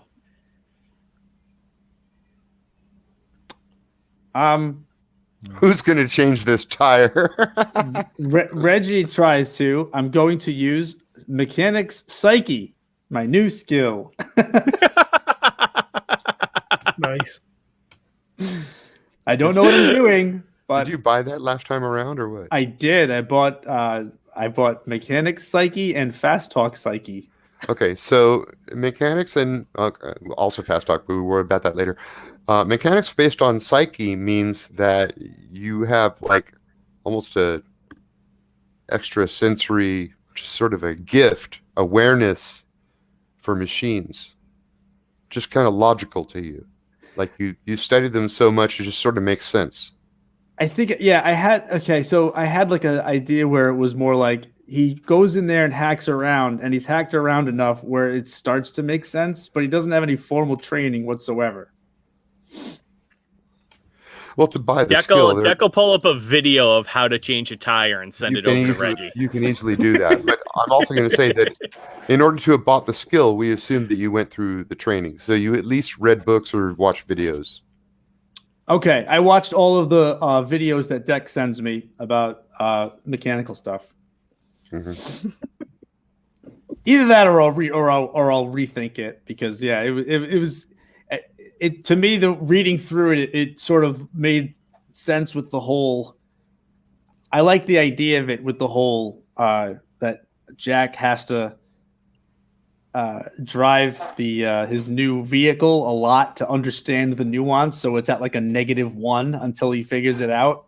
Yeah, that was So I'm probably in the wrong mindset with that. Maybe I'll rethink it, but yeah. But I'm gonna change the tire anyway. I'm gonna try. Okay, I'm just trying to figure out where, like, if you spent the points, then you spent the time. Or if it was just something we were talking about. Oh, yeah. Well, then here. Let me back up a little bit. What was it? There's been no time spent on it. That hasn't happened. I slotted it in there. Well, what about though? We don't need to worry about it. There have been many times where Reggie has like futzed around with the wiring and the hard and everything of the various slip ships. So could it be like over time, it's just kind of something that eventually clicked into place? Yeah, but then I don't know how much that actually warrants an actual skill. So I don't know. It was just me trying to manifest that concept into some form of skill. Well, you recently did have a few weeks of downtime, but all we talked about training-wise was the meditation stuff. Yes. Yeah, I mean, it's quite possible that I slotted those into my character sheet just to see how they looked. I don't know, but they're there. but they're there, and I can just as easily take them off. I just the mechanic. I like the idea of just like hacking through things and having a general sense of, the fast talk made sense just because that's what he just does. I just changed the tire. That's all. I do it right. I do it perfect. I do it so good. Okay. Well, changing a tire is not hard. Let's call it a 3. Grace? I'll use my Grace or brains. What do you think? I think you could go either way with that. Okay. Well, I got a 3 in Grace and a 2 in brains. I would like to. You got the video showing you exactly what to do. So do it gracefully. Grace. All right. There's a 5 on there. All right. Yeah, you fix the tire. You fix it so good. Look at that. Look at that jack work. You fix that tire so good it squirts. What a great segue, right? I'm trying to figure out what the and is like. That's a yes and. So I'm like, okay, you fix the tire and the tire digs it. Oh, I love it. Like, thanks, Reggie. No problem, tire. My pleasure. And all Deck hears is Reggie saying, no problem, tire. No, my pleasure. And that's it. But yeah. Oh, no. I know what the and is. You find the shell. Nice. You find the bullet that pierced the tire. And look, I found the shell. And he goes to throw it in the woods. Wait, that's a bad idea. I'm going to hold on to this. He gives it to Deck. You hold on to this. Could I scan the casing and see if it matches up to any model of firearm? Maybe. Firearm skill. I have a short arms skill. Yeah, your arms are fine. The length of them are fine. You're doing great. I have been trained in firearms. I have been around them. Right, it is part of the training. I'll give it to you at a -1. Okay. So you can use so this will be brains plus firearm skill -1. Sounds good. All right. Beat a 6. So my +1 and -1 pretty much cancel each other out. So let's see what I got. That's a 3-3-6. So it is a 6. That's a hit exactly. Yes. So you do recognize, you do figure out what makeup gun it comes from, and I'm not going to make up a brand name off the top of my head. I can look this up in the Ubico City book and fill it in later. But the point is that this is a very expensive sniping rifle. Okay.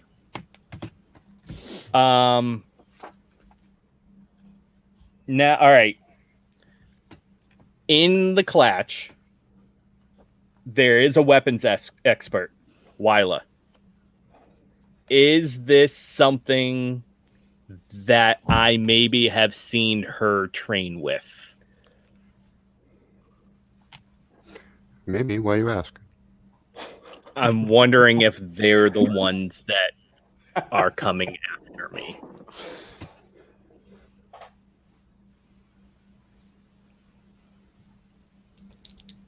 He is super paranoid now. Oh no, paranoid deck. As best as you can remember, sniper rifles were not her favorite. But you've seen her use such a weapon on multiple occasions. Okay. Okay.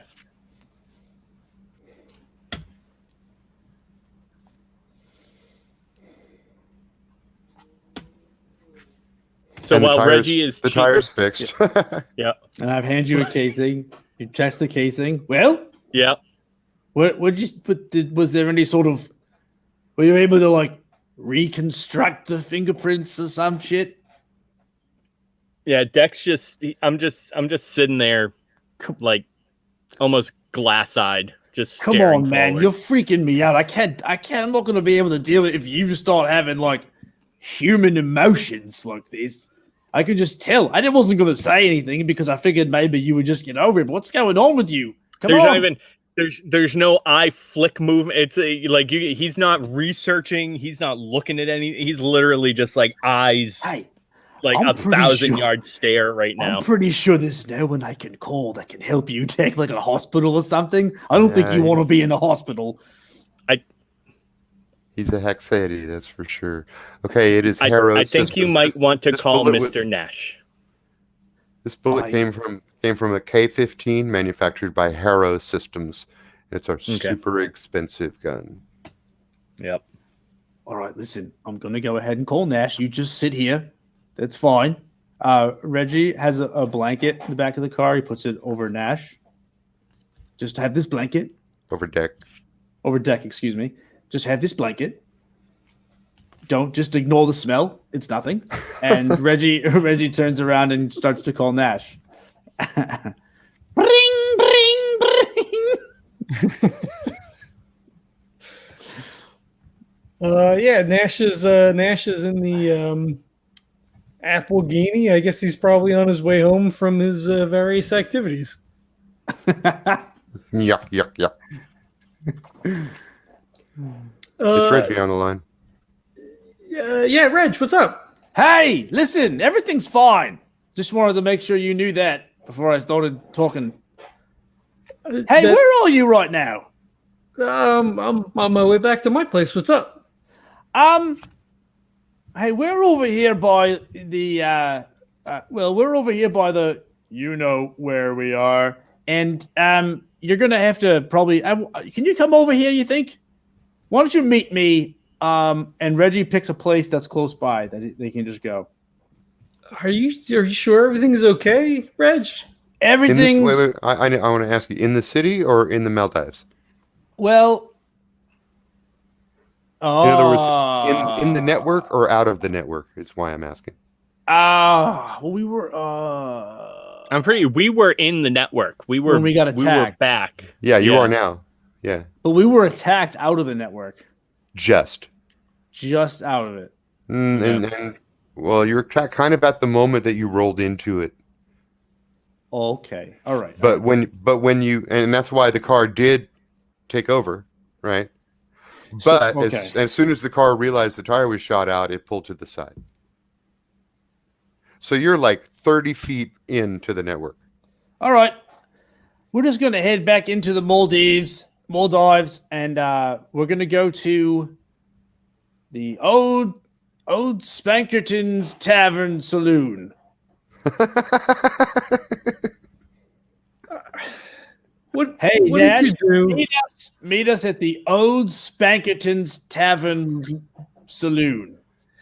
There's a bar right next to the community center Called the Old Spankerton's Tavern and Saloon.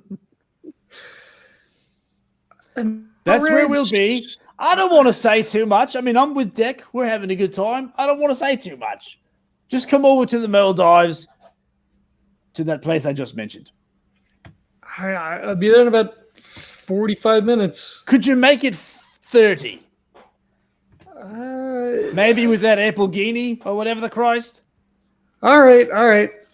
Look, don't get into any more trouble. All right, like I never said we were in any trouble. No one said the word trouble. You said it. You said trouble. I can sense it. You did always have a second sort of like other sense. I don't know how many senses anyone has, but an extra one about that kind of thing. So yeah, okay, yeah, there's a little bit of trouble. Bye. God, fuck! He just starts rubbing his head. Okay, Reggie and Deck, what are you doing for the next 45 minutes? You just go to the bar and pound one back? No. I just keep Deck comfortable in the car. If he's not moving, I'm not going to make him move. I'm just going to be talking to him. You know, about, yeah, everything's probably Nash always says it's probably fine, and it's right. It's probably fine. Are you talking yet, or are you still sort of catatonic? Deck will. I'll respond if Reggie talks to me, but he's not going to like begin any conversations. Oh, that's fine. You don't need to begin any conversations because I'm just going to talk at you. I'm just going to keep you present. We're here with me. Right. So what's going on? Are you like off? Is there a switch? Is there something that needs to be done that I can perhaps help you with? I do not believe there is anything with the current state that you can help with, but thank you. All right. Is there anything that you can just say to me to sort of either shed some light on what's going on? Because, man, I did not realize that there was a certain amount of like comfort and stability there was in the fact that you just sort of knew everything. And now I'm that sort of like shaking. It's just shaking right now inside of me. I would rather I do this once. So I would prefer to wait for Mr. Nash, if that is okay. Very well put. I think that's a good idea. So would you say that it either helps or hurts that I just keep talking at you? What would you prefer? It helps. Oh, okay. Well, let me tell you about the time that I went down. And then I'd say the entire time he hasn't looked at you. He's just like sitting in the passenger seat, looking straight forward. But like at that moment, he kind of like slightly turned his head towards you. All right. And then turned it quick, and then like quickly snapped it straight back. I will say this: I did getting sort these little breakthroughs. Oh no, little cracks of emotion. In the robot man, we'll get him. All right, yeah. So Reggie tells you the story about the piss wave again. He tells you, he tells you what the hell. Yep, yeah. He tells you a story about how he destroyed a young actor's life and career, and that he will not stick anything in your mouth in this moment, even though he really wants to. This would be a perfect This is a perfect tailor-made opportunity for me to save your life, just in time to ruin it. But I'm not going to do it. All right, it's 45 minutes later, and Jack Nash shows up. You're late. Man, there was a fucking cop behind me the whole way. It must be the fucking car is red, man. I mean, I just Nah, he probably just wanted an autograph. You should have stopped. oh maybe. All right, well, The night that I had, Jesus. you know, I really got to tell you, I want to hear all about it. I really do.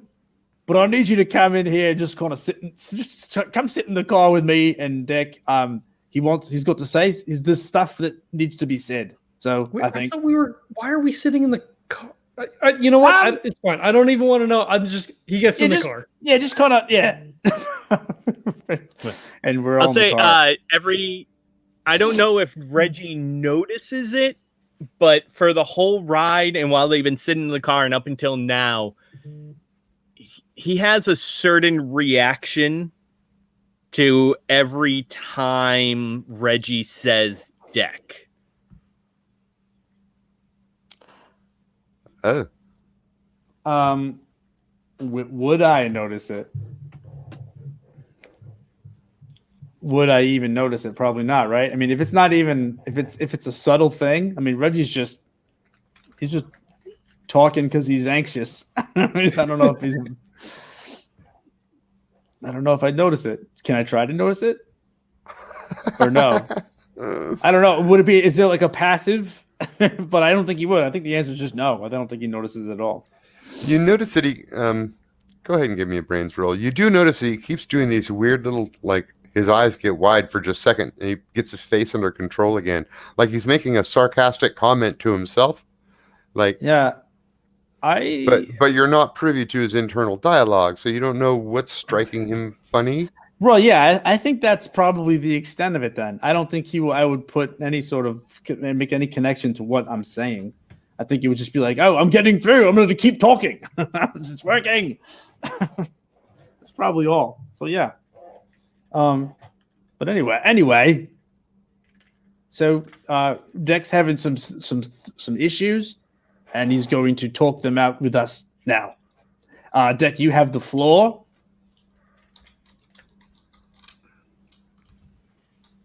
And again, so all right, so in a meta sense, this is Jesse talking to the Johns. That's I want fine. to clear up a couple. Of things. I'm here too. It's okay. So we have had conversations as players, right, about like clatches and all that kind of stuff, right? Yeah. But before he has this conversation, I want to make something clear. We as players have had those conversations. I, as Deck, have never mentioned my clatch. Yes. So that is conversations that I have had with Todd and that we have had as players, but he's never revealed any of that information as a character. Oh, yeah. Oh, on board. Yep. Yeah. That's true. Yeah. Now, you did the first episode when you met them at Dark Matter. Mm-hmm. You did give them a sort of a quick recap of your life story, which probably involved your father, the cybernetics researcher, and your mother, who did medical reconstruction. Yeah. He got, and I'm assuming too that if you Google or if you search him and find him on, whatever, site, if you'll find his, if possible, you'll find his like work history of him working in Catalog and all that kind of stuff. So, yeah. But yeah, he has like a mom or like had a mom and a dad and all that kind of stuff. So honestly, I don't think Nash would have looked because you were coming in through Dark Matter. So like through Dark Matter, true. Yeah. He's thinking you're already vetted. So, right. Like you've just kind of sort of slotted it. Oh, dude. Yeah. Sure. Yeah. All right. Yeah. So I just wanted to take care of that first. Mm-hmm. I am just locked in right now. You're about to hear a whole different story. Yeah, this is yes. Yeah, so that's just like, what the fuck is going on? Like, Deck, what's up with you? Like, I've never seen you. Like, you look. Are you okay? Did you do something? No, I did nothing. I did nothing. I mean, it was nothing. It was nothing. I mean, I'm not trying to lay it on you. Like, I'm not trying. I don't want to guilt trip no, you. it's but, fine. like, You can lay it on me. It's totally cool. No, this is a perfect callback because last episode, as he was getting off the phone, Nash said to Reggie, "Don't do anything to him." Well, okay. look, It's probably fine. Does that help? I mean, I don't know. Does it, Deck? I don't know. What's going on, buddy? Yeah. Let's just dive right in. Trey. What? Okay, good start. It's Trey. Your name. Your name? Yes. Trey. I mean, you did introduce yourself as Decklan. Yeah. I mean, Decklan. Laela. Yes, that is the identification that I was given to perform the mission. That is standard protocol. The mission being. I think you're gonna need to spit out some more words. Oh, this is perfect. you maybe want to back up a little bit. Like, thank you for telling us your actual name. I love this. This is. I'm great. still Nash. Like that's. And I am still Reggie, and you are Trey, and we are still a team. I was assigned to infiltrate dark matter in order to. Yes.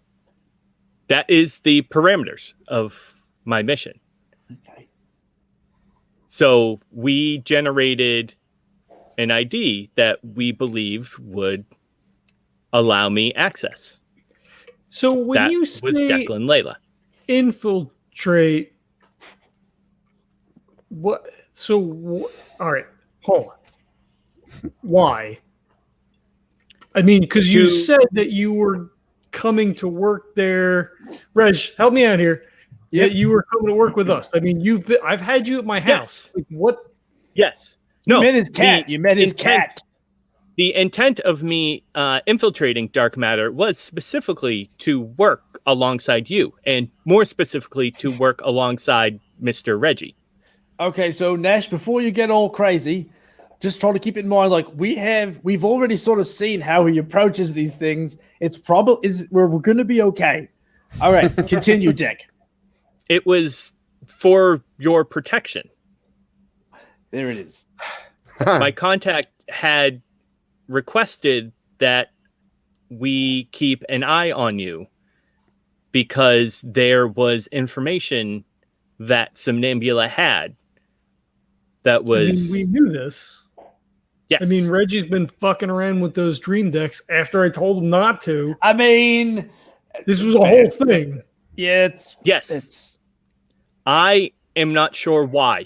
I am not given that level of clearance. But I can ascertain that there might be something different about your dream deck data. he slaps Reggie's like there's no surprise there, right? Wait a minute. Well, I mean, come on. Yeah, no, I know, I get it. No, My contact was very interested in your connection with the dream worlds and a possibility of breaching those. Whoa. In particular, your possible clairvoyance. Wait a minute. Is your contact or your handler or whatever, is it fucking Cordoba? I do not believe so. No. We do not work for Somnambula. In fact, I have been tasked up until recently with infiltrating them and retrieving the data on Mr. Reggie, specifically so they cannot use it.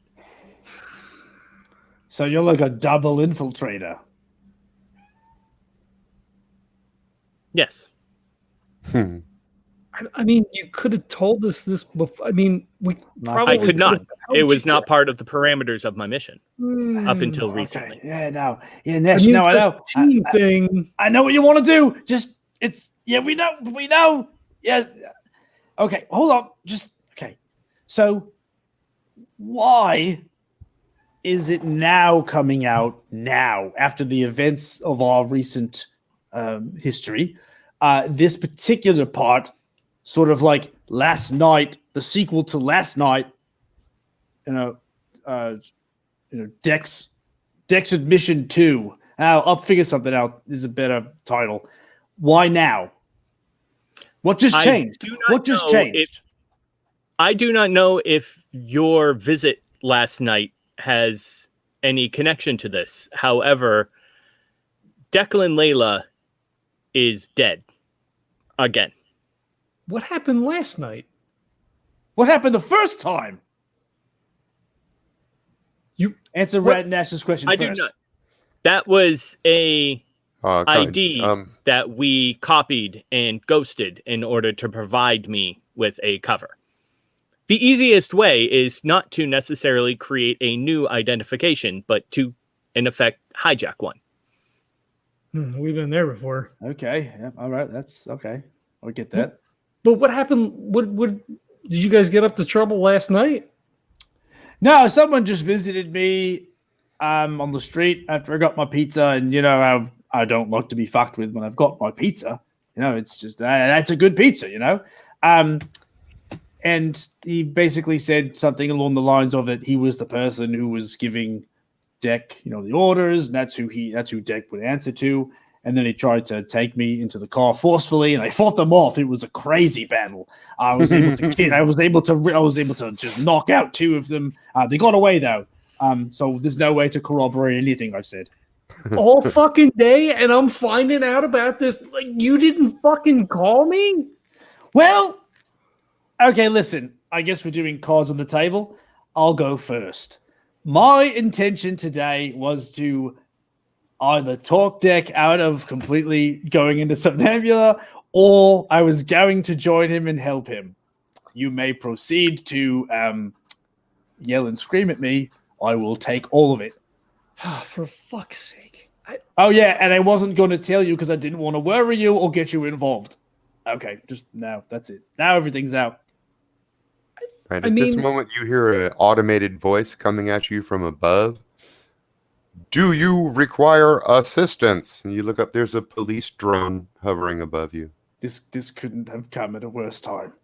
Well, you are sitting there in the emergency lane. That's true. Oh, I assume we met over at the thing. That's where they told us to meet. I thought so too, but it sounded like we sat in the car. So no, we drove. We wanted to meet there. We drove there. Because I remember Nash saying, "Why are we sitting in the car?" I assume they were sitting in the car outside the restaurant. In a parking, yeah. And Nash was getting ready to go in, and Reggie's like, "Hey, meet me at Spankerton's." All right, if we're not on the highway, then there's no drone.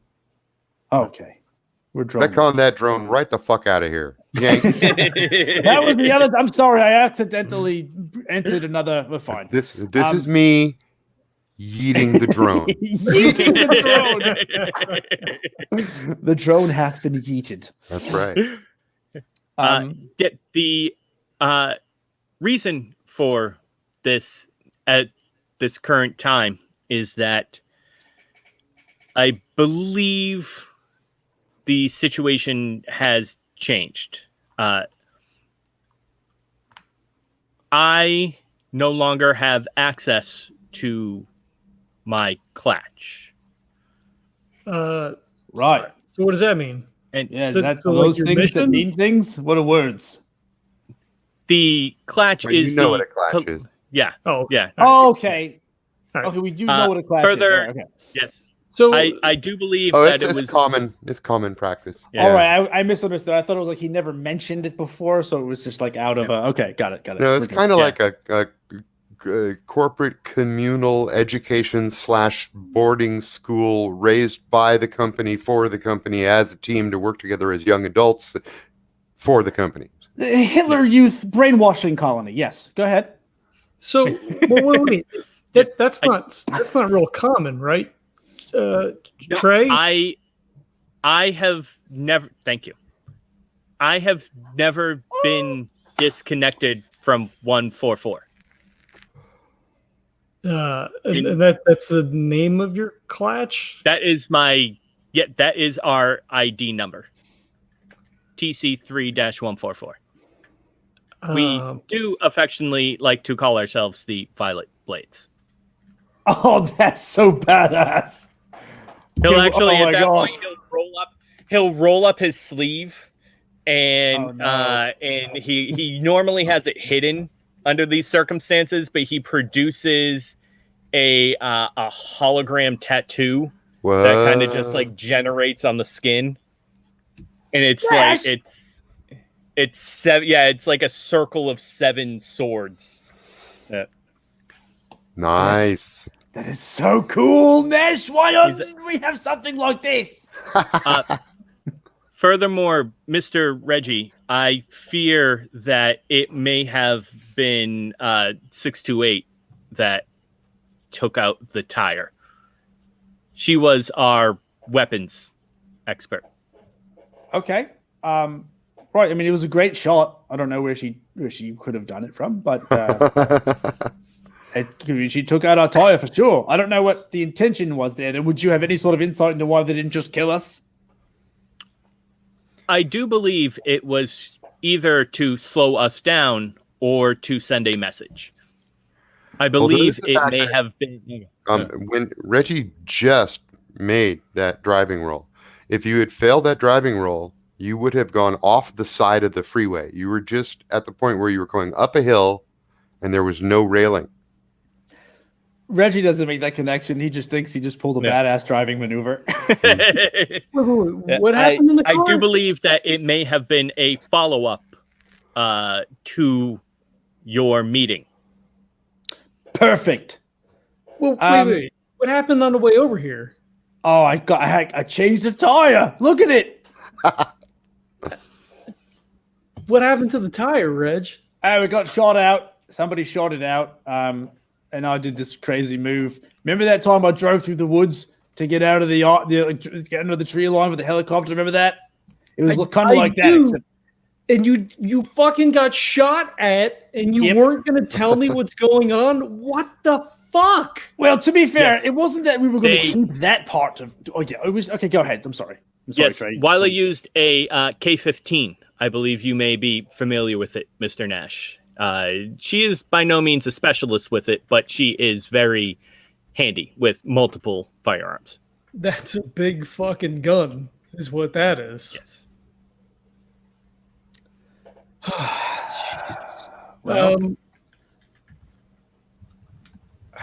I mean, do we know? I mean, if you feel like it was your clutch, then I mean, I'll ask you, what do you think our next move is? I mean, you know them better than I could ever possibly. We are kept fairly sequestered during missions. It is very compartmentalized.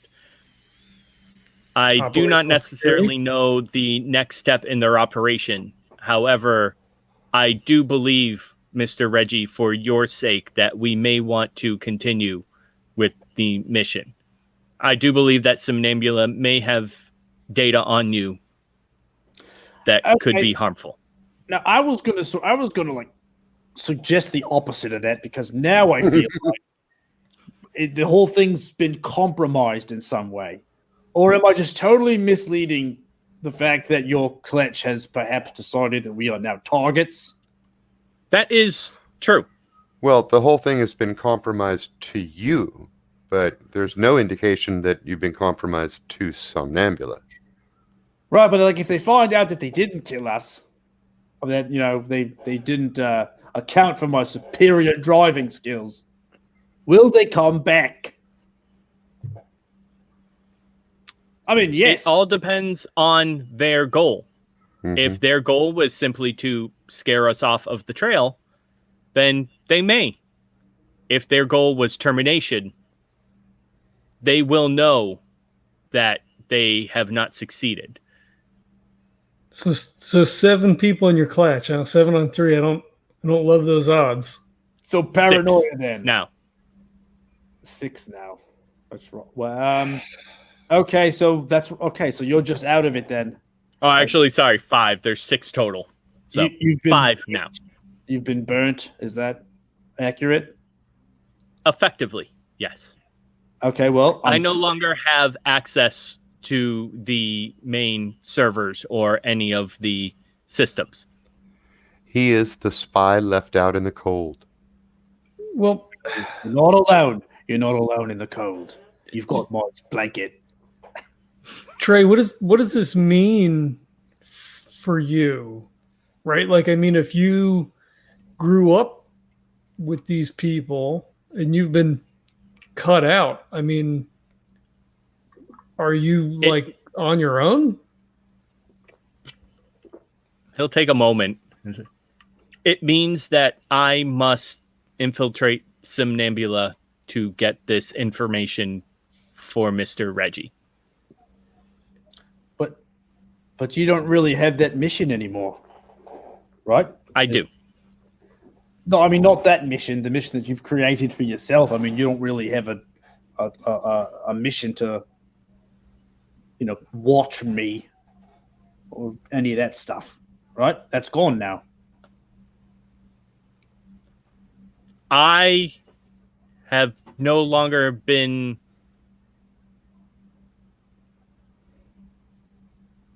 ordered to watch you. However, I do still feel it is my mission to. He loves you. Yeah, I don't know. But, okay, you know what? I'm flattered. But I also think that you need to sort of like ask yourself whether or not it's worth this massive risk when you don't really have anything on the other side. Like a clutch or some mysterious man in a dark van and truck or sedan who they're gone and they try to kill you. Yes, and that is something that I will need to work out later. So let's work it out. For instance, I do not know where I will live now. Oh, no, that's not even a concern. However, I do believe that this mission is still important, if not for them, then for you. All right, well, They believed that the information that Somnambula had on you was dangerous or useful. Well, why I did believe they can't care? remember it his is either exact dangerous words, to you or Reggie. useful to you. But the fellow in the car did say something that implied you have no idea how big the thing is that you're messing with. Yes. No, yeah, I mean, there was some reference to, the size of the importance of what I'm messing with is. I don't actually know if I said messing with, and I don't think that he would have, but that's what came out of my mouth just now. Generally. Because you are in fact the center of it, and he's wondering if you're really the center of it. But whatever it is, he did imply that it was much bigger than just a guy who had some dreams. Oh, yeah. I mean, if it's not me, it's another Reggie who's the center of it all. But Reggie, the singular Reggie, is the thing. Mm-hmm. I mean, I thought we were done with them. I mean, I thought we put that to rest. And then he leans over and he grabs Reggie by both shoulders. He's like, I'm not going to lose you to fucking Somnambula like I did Susie. Hey, no. He slaps his hand away. He goes, you don't seriously believe we were done with that, do you? No, I know you don't. I know you don't. Even the loose guns knew you weren't done. I mean, it's been quiet. I mean, what?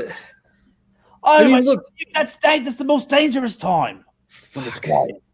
No, but listen, they're doing their thing.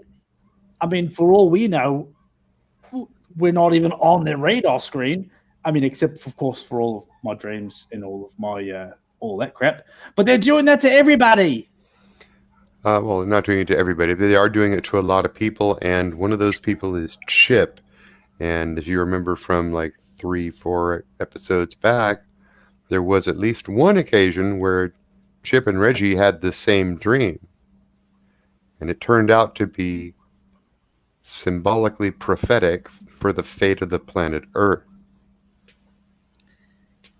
There is Mr. that. Reggie, yeah. While yes, they do collect data on many people, from what I have been told, it is highly irregular for that data to be removed from the server and stored for personal use. That is what has happened in your case. They have removed your data from the server and are keeping it in storage. Ugh. Okay. Right. And the question is, was it removed for someone or from someone? Or both? Look, if we break back into Somnambula again, it's gonna be bloody. I mean, Be bad. Well, with all due respect, Mr. Nash, you did not have me last time. Oh, that's a badass. That was a badass line, Nash. I mean that's. I'll give you that. I'll give you that. We didn't. But That's like Little Kim levels of badassery right there. I mean, we had a pretty kick-ass crew. Man,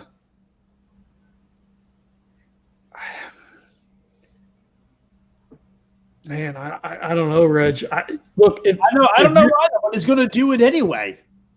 Look, That is correct. You've got a big, beautiful, fucked up brain in that head of yours, and I don't know what it is that they want or what weird psychic shit you're fucking connected to. But I mean, it's not that much different than what happened with Susie. I mean, whatever resonance, fucking whatever that they pulled out of her, that we pulled out of her, I can't let that happen again. I don't know. Oh, okay. Sorry, I just had a weird fucked up. Never mind. I had a weird fucked up thought. Okay, no, it's not relevant right now. Hold on, I have to open up another room in my mind areas. In your mind palace. My mind palace, and write something down real quick. Nash just kind of like starts to draw in on himself a little bit because now this is getting like big. Like this. Are you guys still sitting in the car out in the street? Oh yeah, absolutely. Yeah. The parking lot. I forgot it already. All right, everybody, give me a brains roll. Spankertons. Bar and grill. That's a 4. Although that is absolutely not the name, but Straight brains, I got a 5. Straight brains 5.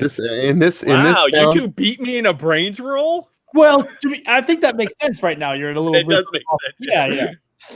in this town, bar is more likely to have a name like the Sandy Beach, or not the pines. That'd be the wrong kind of tree. The baobab. Well, Spankerton was a guy. He retired out to the Maldives. It makes me was probably like Stephen, Sinclair or some shit. But everybody calls him Spanky, and he said, "I don't like it. Spankerton's the one." And then he opened up a tiki bar, and that was the end of it. Yeah, we're gonna have to fill you in on the cultural history of the Little Maldives at some point. But now is not the moment. And the name of the bar is actually some foreign word that you can't pronounce. But underneath it in English, it says the White Sand. Now, you guys are sitting out in front of the White Sand, and you've all made brain rolls, and what'd you get? 5. 4. Okay, Nash and Reggie both noticed it about the same time. That one drone has been circling this area for like half an hour now. Is there so It's not a police drone. it's not a police drone. Okay, Dick. Oh, I'm sorry, Trey. Oh, wonderful. I see. Oh, Look, we got to get the fuck out of here. You see that too, right? oh, I saw. Yeah, I do. Trey, you see that up there? He'll All kind of pop his head out. Yes. Okay, that's been there for a while. It's watching us. Can you like shut it down or steal it? And look, we can see what's on it, and maybe we can like reverse engineer and reverse track through. This is. I don't. I mean, I'm assuming that it has to be if it's pinging off a similar if it pings off the network, then It's not pinging off the network. Oh, Yeah, it's not. 'cause So I'll like. We're Yeah, off the There's network. So, there like, is throw you're off the- completely off the network. That drone Oh, that's right. Yeah. self-guided or has been programmed for this location. Yeah. Wait a minute. Yeah. So I'll say there is no way that I could remote access it. We do not share a network. How? Wait a minute. There's no network down here, right? How the fuck is that thing even up there? It You has don't need a been network to fly a specifically- drone. You can fly a Yeah. drone right now without a network. It Okay, is being flown remotely. Then we need to get the fuck out of here. It's just like old times. Reggie starts the car up. I gotta grab the Lambo. Do you? Dude, that fucking car's worth a lot of money. I'm not gonna fucking leave it down here. All right, fine. You don't want to end up at the property of the scooter gang. Yeah. Oh, those scary little kids. So, all right. So listen, we're gonna split up. Are you gonna take the Applegini? What are we doing?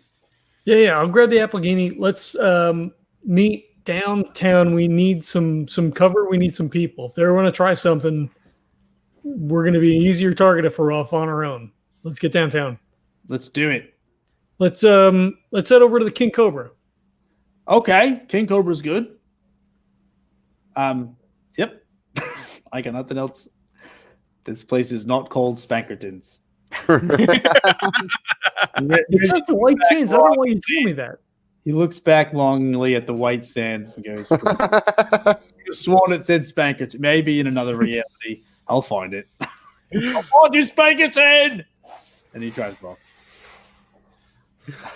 All right, so it takes a little while driving into town. I don't know, half an hour or something. Get to the downtown area, and okay, there you are at King Cobra's, where we started episode 1 of this very podcast. Oh, yay. Oh, episode 1. The one proper. Awesome. That's what you call a callback. All right. I've never been here before. This is a nice looking place. Yeah, I used to hang out in here with Fitch back when I was a little different. Okay. I mean, that's great. Hey, Fitch. I remember him. Do you remember Fitch? Yeah. Yeah, good. Okay. Well, At that moment, you hear somebody shouting from across the room, "Jack Nash, you motherfucker!" uh-oh. His head whips around. It's Lithium. The guy's wearing a business suit, and his Liberty spikes are like bright red. Now that is an interesting character. Yeah, he used to get some jobs for us. Hey, what's going on? What the fuck, buddy? He comes up and gives you a hug, slaps you on the back. Man, I thought you were dead. What the hell? You dropped off the map. What happened to you? No, we were, Fitch got caught up in there's a whole thing. Went up working with Reggie over at Dark Matter. Dark matter. Hey, move up a little Oh, bit. so you guys are like, you're doing okay now, huh? That's a Yeah. shame. You know, I was wondering if you were still, out for the occasional job. No, we're doing pretty good. Actually, we just left there. Damn. Moving Well, up in the world. So you left Dark Matter. So what? You're striking out on your own now? Yeah, In a manner of speaking, you ever watch Follow My Ass? I thought that was you. Not that I recognized, I don't Yeah, know. I hope not. He totally does. So you settled all that business with, Somnambula? No, actually, I'm this- really sorry the way things went down. I didn't know what the fuck was going on. like he What am I reaches supposed to do? out and he like he touches his jaw and he goes, "Well, you got some really good work done. Guess those all those megas I gave you were worth it." He looks uncomfortable and he goes, let me buy you a round of drinks, huh? Come on. What are you having? And he points around the table. Coffee. Coffee. Coffee, everybody. Lemonade, please. Wow, you guys are something else, all right? So what do you call this new outfit of yours? And he's snapping his finger for the bot to come over and take the order. We don't have a name for him yet, but this is my very good friend Reggie, and this is our new friend Trey. Pleased to meet you. Pleased to meet you. He gives Trey his business card. He says, I'm well connected. I've got people who want the occasional job done. DayTrippers, covert, clandestine, money half up front. Can't get a better deal. Give me a call sometime. He'll kind of like flip the card around, read it, and goes, thank you, and then place it on the table. Hey, let's get a table in the back. It's like very, very old school to hand out physical business cards. What is this thing? And he actually spent quite a bit of money on making some nice ones too. Right. Nicely embossed. Yeah, he just scanned it, took a picture of it, and then put it. Yeah, right. Your virtual Who the hell business uses card. these anymore? Right. All right. Well, the round of drinks comes, and there's a very uncomfortable, few minutes while you're sitting there with Lithium. He's trying to figure out what to say because, like he said, he didn't know what the whole deal was, but he does know enough and hears through the grapevine that things with you and Somnambula went sideways. He feels a little bit bad and doesn't feel guilty, but he wants to make sure that you don't hold it against him. Mhm. Like, I didn't know, dude. I didn't know. I didn't know. It was my fault. I shouldn't have reacted the way that I did, but when we came out of that dream world, that was it was a pretty rough go, and things went kind of downhill after that. But look, water under the bridge. It was bigger than either one of us. I'm glad to hear it, man. And you know what? Good on you with the wagon and all. Yeah, thanks. It's wait, every day. I'm sorry, I gotta take this. He gets up and wanders away from the table. Yes. So that guy, that's Lithium. He sucks. he was a fixer for us. After we got out of the service, we were doing odds and ends for him. Yeah, mostly day stripping, pretty standard stuff. What's he like writing a book? He's the one that got us hooked up with Somnambula. He had a lot of questions. We go back a little ways. Okay, so that was fine. All right. I just wanted to ask. I think it's probably fine, and then he kind of turns to look to see where Lithium went and see if he's eyeing the table, or if he legit went to go take a phone call. You know what I mean? Just some other completely random. Yeah, he is nuts over in the corner, and he keeps looking at his phone and looking back at the table. That's cool. He, to be precise, he's looking at Trey. Looking at his phone, he looks at Trey. Okay. So Nash gets up and he's like, all right, this place isn't going to be safe either, but we're going to make a stop on the way out. And Nash just makes a beeline for Lithium. Mhm. Oh, cool. Let's Oh boy. Let's make some Lithium. kind of rolls.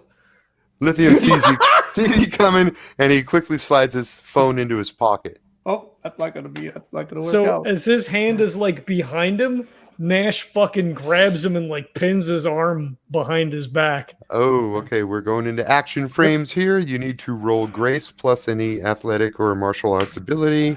I would love to do so. You need to beat 6.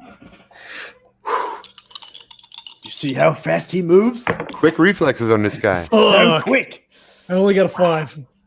Oh, yeah. He sees what you're doing and he yanks it away from you. He goes, hey. I'm not going to do it. What the fuck is that all about? I'm not going to do it. Okay? What do they want? Who was that? Don't worry. I'm a friend. I'm going to take my phone out of my pocket. Don't jump me. So Nash is ready. Like he's not Slowly like pulls up- low stance, at but this he's point, He yeah. pulls up the phone and he shows you the text message he's looking at. At the bottom of the message is an attachment, and it is a picture of Trey. And the message says that Somnambula Inc. is offering a reward for this gentleman, dead or alive. I'm not going to do it. You I'm couldn't your if you tip. wanted to. I'm your tip off. You got to get the fuck out now.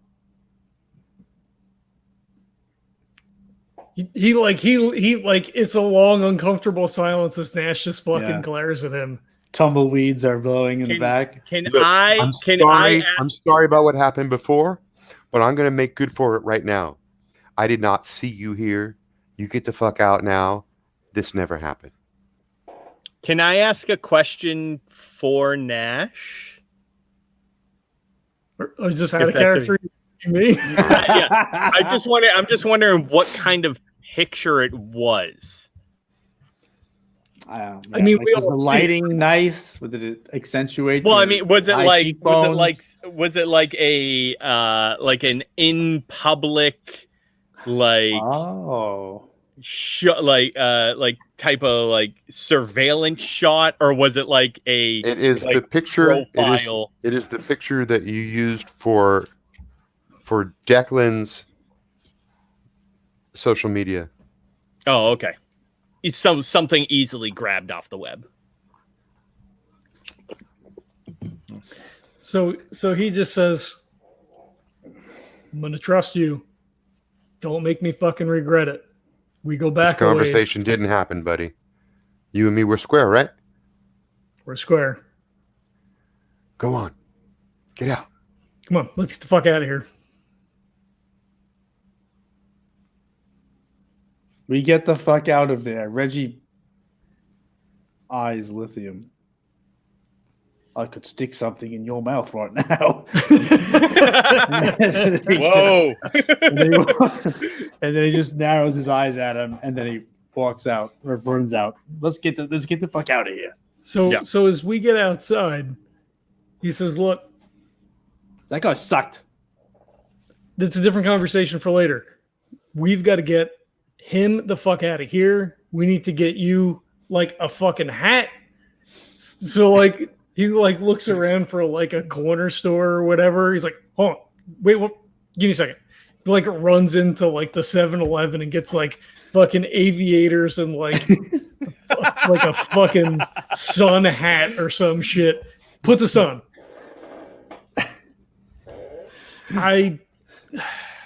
They're looking for you. They're not looking for us. Your class must be taking this more seriously than maybe you thought it was going to. We may have to go at them hard, Reg. Wait. Hang on a minute. Like Trey just told you like an hour ago. They don't work for Somnambula. Right. I don't know if Trey would know anymore who works for who. Well, okay. I mean, yeah, there's double cross, triple cross, etc., but his whole mission was to break into some ambulance, steal something. Shit, do you think they burned? Look. Let's get back to my place. I'm out of the city. Your place. Okay, all right. Yeah, let's go to your place.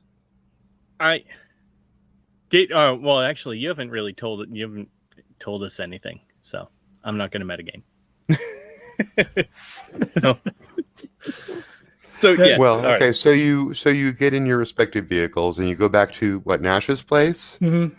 Yeah, because I'm outside of the city and all that stuff. So like. Yeah. So that takes a while, and you really get the strong feeling that you're being followed. At one point, there's a car that just makes too many similar turns to you, then as you get on the freeway to head out of town, there's a drone that hovers alongside the road for a long time. I'm not gonna go to your house while these things are doing this. I'm not gonna. Well, but here's the thing. I'm a public figure now, so like where I am is not gonna be probably something that's hidden, especially for like a clutch that is connected to every fucking thing in the world. Yeah, you or know even what, for though? Somnambula, right? I mean, is that your personal drone that films you all the time? No, I don't have any drones. I thought you had one that followed you all the time. It's Zilla's that follows me. Look, it's fine. Yep. It is fine. But if you think, all right, you know what? Your call. I don't care. I don't give a shit. You want to go to your house while we're being followed and drowned? I'm in. But my initial reaction. We're not really sure you're being followed. I mean, if you wanted to try a few maneuvers and test it out. Oh, that's exactly where I was going. I was gonna just find a nice wooded area and just try to lose them in the forest. So you're going off the road then? Well, I'm going to do some test turns. And aren't we in two different vehicles? We are. I imagine we're on the phone, right? So like the dash, Okay. Okay, let's do this then. All right. Well, let's just do that crazy maneuver back in. Remember that time we did that maneuver where we had to like split up, and we did the back and forth. And you know what Reggie's talking about, but he's not saying it right. Remember that? Yeah. I remember. Okay, so I'm going to go right, and then you go left, and then we'll see who follows who, or if anyone follows anyone. All right, sounds good. All right. Stay safe. Now, Trey, who are you riding with? I'm with Reggie. Yeah, Reggie just guns it and starts and turns. He turns right, and now we're going to start paying attention to what the drone and the car do. Okay. And you let it go for a while. You want to get like a mile away from the main road. Trey keeps looking up. It's staying with you guys, Reggie and Trey. The car, is the car still there? No, the car was red. The car was a red herring. The car. Well, you don't know because you're not 100% sure, but you were suspicious of this car for a little while. And then that stopped, and now you're suspicious of this drone. All right. Drone. What do you think? I can't. It's going to be hard to lose a drone. I have an idea. Okay. And he will roll the window down and then take out his pistol and draw aim onto the drone. My man. Ooh. It would make sense that you had it since you were planning on doing a crazy thing. Oh yeah. He is loaded up, so. Were you gonna take down some Somnambula with that pistol? I like your style. I like your style, my man. Right, you're gonna need to beat a 6 for this. All right. I rolled 2, but I have a +1 in short arms, and the pistol that Nash bought him is a +2 smart pistol. Ooh, so you got a +3 going into this. So I get a +3, yeah. And I rolled a 5, so that's an 8. Nice. That is a yes and, buddy. You just destroyed this drone and... Yes. I'll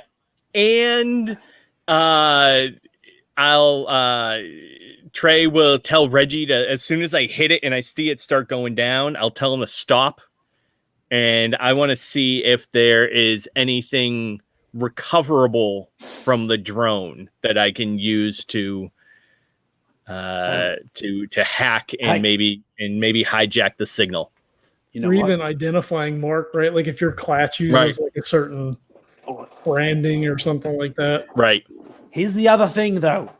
Right? Okay, see if you can recover anything, right? Then I suggest that we find a nice place to hide and see who comes and gets it. Someone's got to recover it, right? Okay, so the drone has no identifying marks. Mm-hmm. But the circuit board is still intact.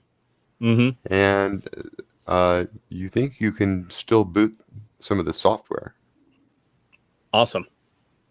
Yeah, so I'll try that. I'll try to kind of spark boot it up and see if I can link into it. Okay, so you do manage to boot it up, and give me a brains plus programming. All right. So yeah, I'll kind of the icon for the drone will pop up in my HUD, and Tarek will come out and he'll kind of like pull his little daggers out and run over to it. And that is going to be a 6 plus 2 plus 1. So that's a 9. Whoa. All right. So this is going to be another yes and. I'll tell you what the and is. So yes. You do manage to boot it up. Tarek manages to read the code. And initially, Tarek's response is a little bit puzzled. This code is encrypted. And then he quickly says, "Oh, I recognize the hash. It's the same encryption code used in the Somnambula Dream Deck." Yeah. So immediately, as soon as he comes back with that, Trey will like put the drone on the ground and just stomp it. Stomp it good. Yeah. And just once, just to crack it. And then he'll turn to Reggie and say, "Mr. Reggie, it for better or worse, it is not my clutch after us currently." Okay. All right. That's good information. It is Somnambula. Perfect. We have them right where we want them. So I suggest we sit tight and see who comes and recovers this bad boy. I would like to see. I trust you. Who comes and gets it? And Nash calls on the phone. "What's going on back there?" "Nothing. We're fine." And he hangs up. I'm just kidding. He calls again. "What the fuck is that bullshit?" You should have. I got you good. Listen. Trey is a crack shot. He just shot that fucking drone out the sky, and then he stomped on it. He's a badass. All right, cool. You're not being followed. Did you get anything out of it, or is it just you're not being followed? Trey, you want to handle this? It is Somnambula that is attempting to track us, not my clutch. All right, I guess that's good. Maybe they cut ties because they figured you were burned. Gives us a little bit more to work with. Still plan on meet at my place, or do we want to head out somewhere else? Well, we're going to chill and see if somebody comes to recover the drone. And if they're stupid enough to send like one person, we're going to take him, and then we'll meet you somewhere with him. Okay, so my question is, how long will you wait out there, and what are you doing to hide? Reggie's parked on the side of the road next to just right. I'm just right next to it.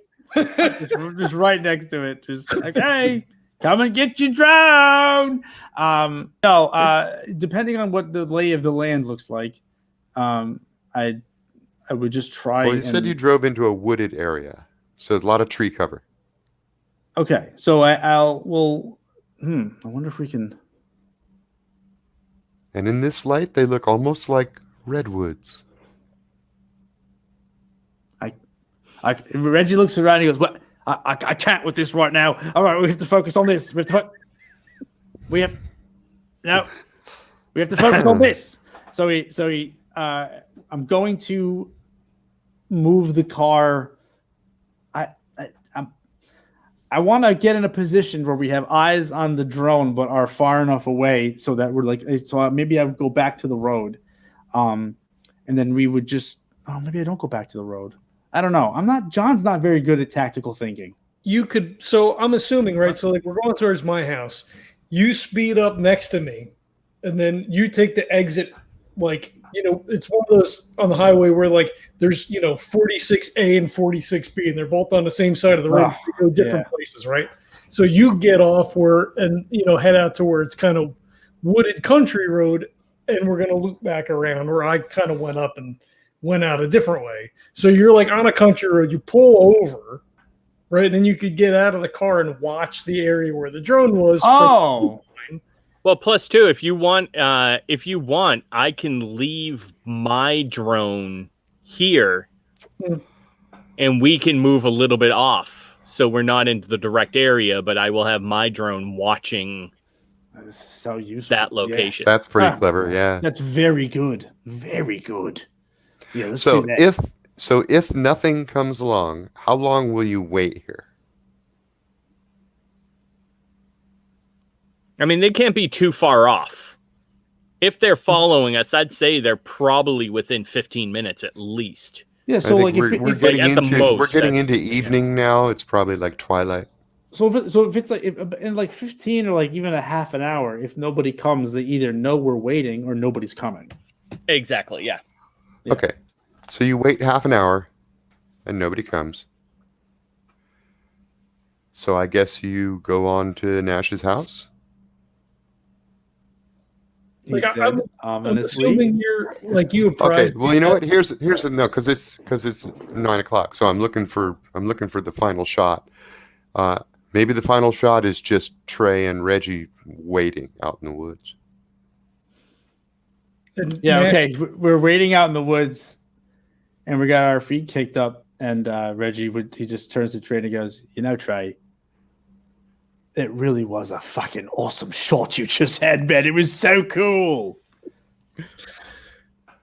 And then the post-credit scene is Nash like squealing into the fucking driveway, runs into the house, goes into the closet, like throws the fucking bag on the bed, zip, zip, zip, pulls out the fucking gun, grabs the fucking, camo, like, cause he's dressed up, so like, gears up and like, yeah. Where are you guys at? I totally thought I thought that you were talking about the sniper rifle, like you were the guy that shot the weed. Oh, that was you weird. Go out without me. I just had a fucking weird. Whew, my head just spun. Okay, so so what it is, it's one of those gear up montages, where Nash is going like, yeah. and like you see a close up of his hand as it slams the buckle on his belt, right? But in between that, it cuts to you guys, and it's just like you're just looking, and there's crickets chirping, and you're waiting, and then back to Nash. Got the gun, got the bag, got the gear, load the gun, magazine, right? Second magazine, tape it to the side, and back to you guys. Crickets are chirping. You look at each other like, it's a nice I night. don't think I don't think they're coming. Yeah, and Reggie's like, that was a pretty nice shot. And pause for a second. It's like, thank you. No, it's my pleasure. It was a wonderful thing to see. I might have stuff to learn from you. And then we come back to Jack, and he's all fucking geared up. He's got a weapon in each hand. He's fucking loaded and ready, and he's just standing there looking at his watch. Just standing. He's waiting. That's it. End of episode. Perfect. The cat's sitting on the bed, head cocked, just kind of fucking looking at him. Oh my god. Shit.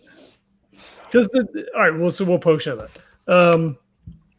Cool. Thanks for running again. Awesome game. Thanks, this one was awesome. Always, Awesome. I'm sweating right now.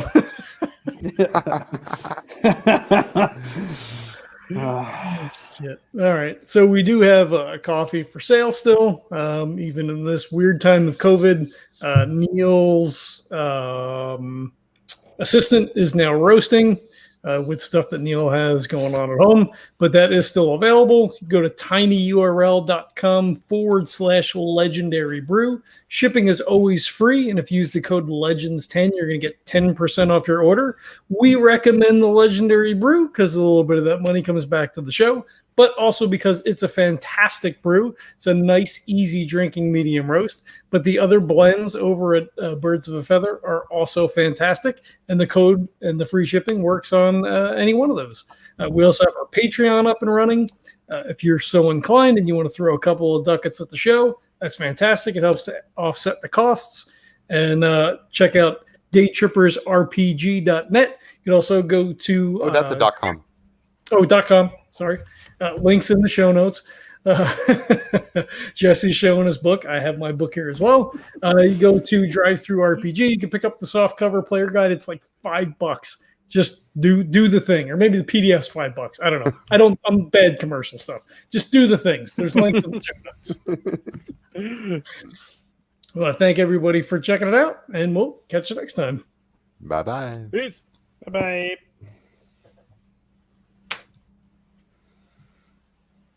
Bosho! Bosho! I should really download these, edit them, and then re-upload them, but I'm fucking lazy, and who the hell's going to watch a 3-hour video? Fuck it. But no, so the text that Lithium got said dead or alive, right? Yep. That's why Nash is geared up. That's the way I remembered it. So I hate to action movie it, American, we're gonna fucking kill everybody, but there's unresolved business with Somnambula. Now they're threatening not only Deck but Reggie.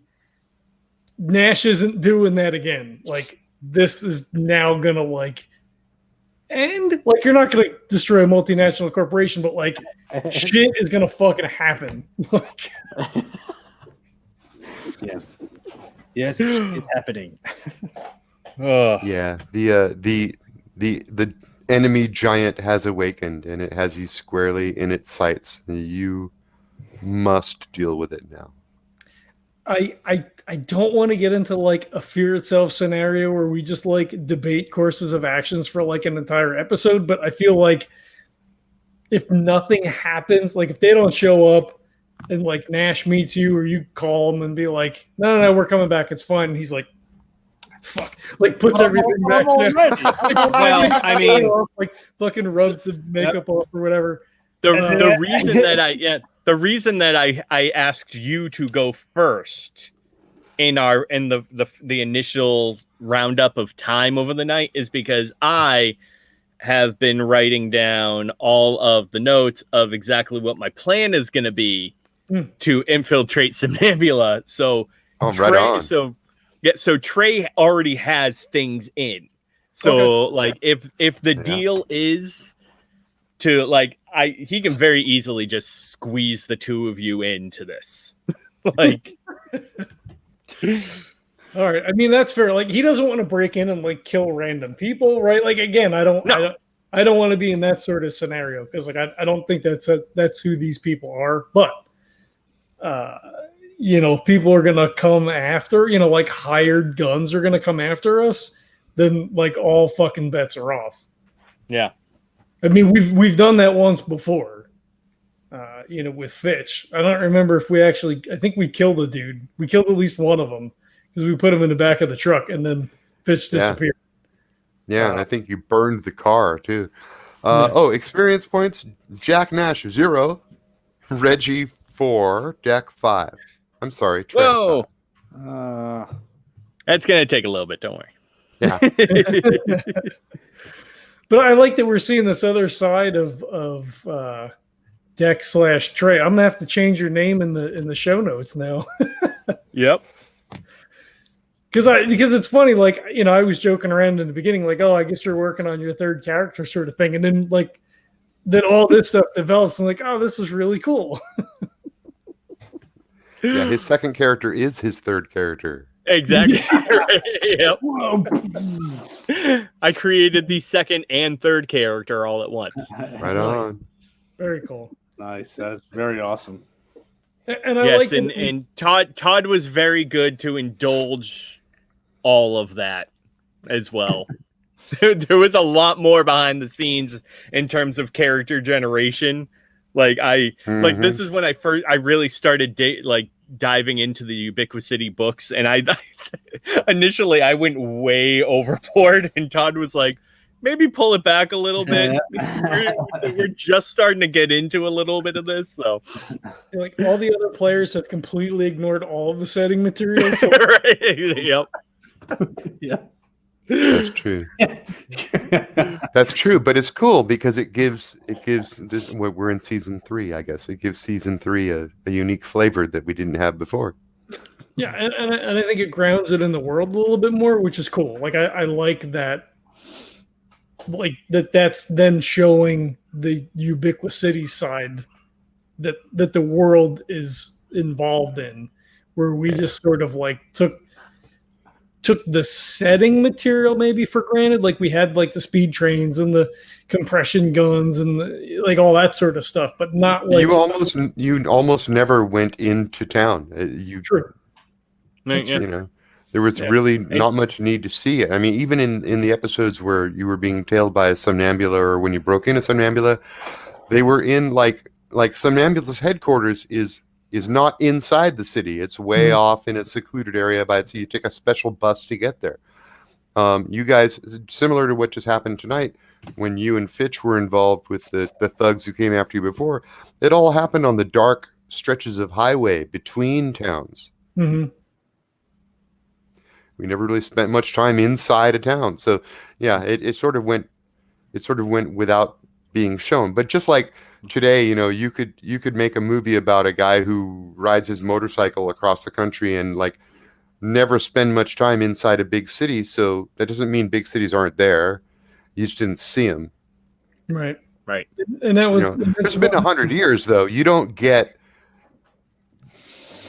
day tripping technology without a few other technological advances happening. Well, I think the other side too is because Nash was so non-technological, I guess, like so no AR, no VR, you know, whatever would be required for his military service, if at all. Like that's not something that he never really engaged with. So like there was kind of no need to show it. Yeah, the guys who get cyber gear were above your pay grade. Yeah. Even I mean, all three of you, and even with Chip, like it was all fairly still like physical reality grounded. Like all the characters so far have been very physically connected to everything, you know. And even though Reggie is a pilot, like he still doesn't he doesn't deal with tech outside of that. Like that's never really been chewed, except for like when you did the Therabot and things. Like that was like little hints at outside technology. But there was never like a big overall like this person uses tech constantly. So there was never a need to really like go into any of that, other than like tech's a little bit better. Like your phones are a little bit better, and we have like constant drones, and so that stuff was normalized. But Chip there was knew never a lot like of this stuff. There was no reason to bring it up, but you know, Chip was probably much more familiar with all of this modern tech than Nash and Reggie. Nash and Reggie are both like by design, they're kind of like loner, oddball kind of guys, right? Chip though was fully enmeshed in the culture industry, and And I mean, even like he knew how to like use the phones and all that kind of stuff. But at the same time, he was dirt poor and super in debt. So he probably like he also didn't have like the Scylla Sardashian high level tech stuff in his everyday life. So true. Which is and the why biggest thing, of course, being that when we started running Chip, I hadn't even started writing Ubiquity yet. So oh no! All the tech came down to that one list in the DayTrippers core book where I listed like a bunch of technology and went, "This might be in your world." Oh, that's awesome. And they are in there. If you look at that list, I mean, cybernetic implants, direct neural interface, they're on the list. It's just that we never really used that list before. Yeah. Cool. And I like the fact that this was like a Reggie Deck sort of buddy comedy thing when Nash is like off doing other stuff. You know, like you guys are having this whole thing going on. That was cool. That's true. I like this. I didn't want to get Nash upset that we were going to go into some nebula. I was like, he's not going to like this at all. Yeah. But now it seems like he's ready. He's ready to go. Right? Yeah. His body is ready. They've turned it personal now. Mm-hmm. Again. Yeah. Now it's personal again. Well, that's why I said in the car, I can't go through this again. Like I can't. I'm not going to lose somebody else to some ambula. Like this ends in some fashion. I was really worried. So I wasn't sure when like all this was going to come out. Like we didn't plan anything. It just or if it would ever come out. Or if, right. And even so, like while that's kind of all going on, I was sending. So it's probably clear. You guys basically touched on it. I mean, John said it when Reggie was trying to clarify what was going on. You had a cover, you blew your cover, and then in an attempt to maybe salvage the operation, the big man himself came in and put in a personal appearance. Well, that didn't work. So your cover's burned. It's just fucking gone. You did that to yourself. Well, but I think it's Reggie's fault now, even more. Yeah. Well, the problem, I mean, the thing that he's dealing with, like, it's one thing to burn the cover. Like, okay, Deck's dead. Big whoop. But, like, he has been locked out. No, you're locked out now. Real life. Yeah, this is like that's one thing. Like he's burnt. Like covers burn all the time. Your mom and dad have changed the locks on the house. Yeah, exactly. Yeah. And it makes sense. Real mom and dad. But it makes sense, right? Because you said everything was compartmentalized. So like you're corrupted data at this point. So we've got to cut you out so as not to infect the rest. Right. And whether or not they let you back in whenever the mission parameters are, either succeeded at or failed at. Oh, I'm assuming they have like a clutch of replacement people as well.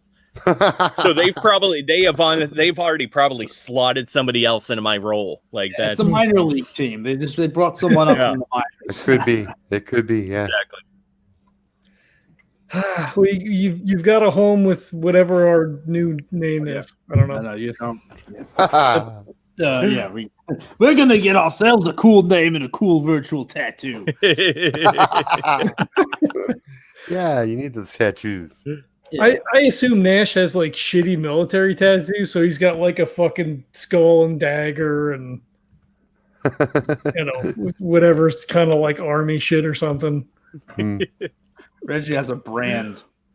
Oh, jeez. That he did himself. Yeah, right. Yeah, this is my army of one. Particularly lonely night.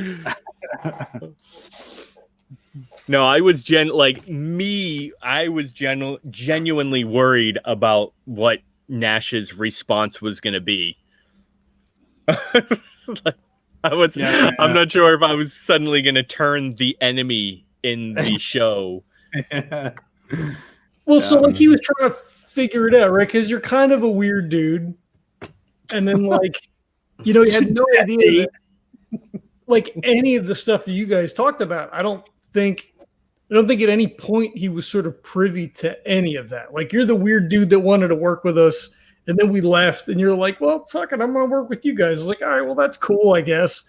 Mm-hmm. But it's hard. Like, he tried to, like, build the bridge. Like, hey, let's go get something to eat. Hey, let's go to the trying to, like, work you into the team and try to figure out, like, where the social parameters are to, like, establish some kind of relationship. Mm-hmm. So, like, he's trying to do his best to, like, make that work. And then it's like, oh, wait a minute. There's, like, all this fucked up shit. He's like, no, wait, what? What are you saying right now? You're not even that guy? Right. Who the fuck is Trey? What is this? Yeah. Well, no, I am that guy. Just certain parts were not real.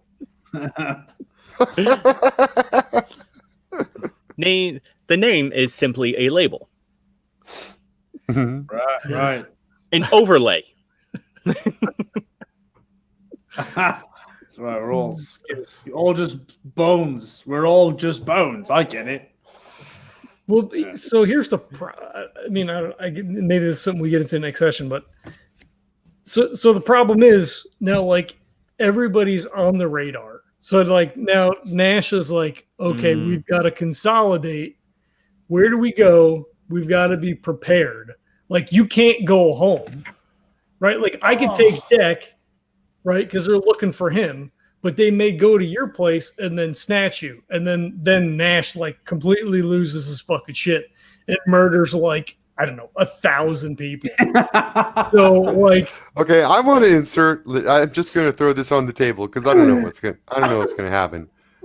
But I'm sure you guys are thinking about everything, and what comes to Nash's mind is this moment on the day you say goodbye at Dark Matter, and Lil' Kim said, "You give me a call when it's time to finish up that shit with Somnambula." Mm. And the rest of the loose guns all said, "Yep." Oh, all right. See, I haven't edited that far ahead. Right. He's already killed thousands of people. I'm just saying, it probably occurs to you that you could reach out and get some additional firepower. Well, what I just realized is it's going to be really hard for Deck to break into Somnambula when they have a hit out on him. The last place they look. Yeah, chances are their security has gone up a level. Yeah. Right. Like, we have facial recognition now, so I'm assuming it's super advanced 100 years from now. So, like, he walks into the lobby. The little wanted dossier on you does say that you are a programming and electronics specialist. Exactly. Yeah. So, like, I walk into the lobby and I'm immediately recognized. Like, they have my face, they have my gait, like, everything. Like, it's all done. So, I think if this goes down, if you guys end up breaking into Somnambula, the best way for you to do it is not to be physically there. You'll be ghosting. Right. Yeah. See, the other problem is now Nash is a lot more famous than he was before. So he's in the same boat. That's very true. You're so, going to need those disguises. Yeah. I mean, so the reason that he had to go in before, when he was running solo, Trey had to get into it because it's a physical thing that he has to get. Mm-hmm. Yeah. But if one of you goes in instead, then he doesn't have to be there. He can just kind of guide it through. Exactly. You can open doors, flip security switches, and stay in constant radio contact. Yeah. I mean, I almost suggested while we were in the car that what if we just fucking call Cordoba? Haha, go straight to the top. Right? And be like, look, motherfucker. Yeah, right. We're coming for you. Well, right, because then maybe it eliminates that. Because, like, again, Nash doesn't want to hurt someone who's not complicit in the thing, like by breaking. Not that we break in during the day, like it would be in the middle of the night, but I wonder if that's maybe not the better play. Like, hey, we know that you know that we know. Yeah. So, like, got your drone. do because I'm a better shot than you are. You want it? Here it is. Yeah, I guess we'll have to have that conversation in game, and then Right. we got the rest of the loose guns. But then Nash being eternally responsible, like again, if something goes wrong, like we don't get let go again, right? So like if we break in, it's a lot of murder because you should probably leave, Nash just kills thousands of people. I might have to see this actually. Okay, let's see how can we do this. I don't love it. I don't. The office is big, and they do have a large security team. But I'm saying it's probably more like 70 or 80 people. It's not thousands. Well, yeah, but if Trey's with you though, so even like if I'm physically there, I can do this pretty much the same job. I'll be recognized as soon as I fucking step in the lobby. But if I'm there, we can, or even if I'm not, I can like, as long as I'm successful at it, lock down. Like I could almost create a path for you and just fucking lock doors as you go. Ooh, that sounds cool. And I can like selectively there's like. And by the way, I say there might be like over here, 3 over here. There might be 80 people in the building, but more than half of those people are scientists and clerks. Right? Yeah. They're not really going to put up much there's, a handful of security. Oh, you encountered at least 6 of them. Was there? I thought it was like 3. Okay, yeah. Well, there's more than one team. They patrol the perimeter. There's another team inside. Right. Okay. All right. I think we'll leave you guys there. Yeah, I think that'll do it. It's going to be high action next session. Sounds like it might be. We'll see. We'll see how it shakes out. Good night, you guys. All right. Thanks, have a good night. Thank you. All right. I don't know. Holy shit. It's going to be crazy one way or the other. I think regardless of anything, I think Nash probably offers a suggestion of calling Cordoba.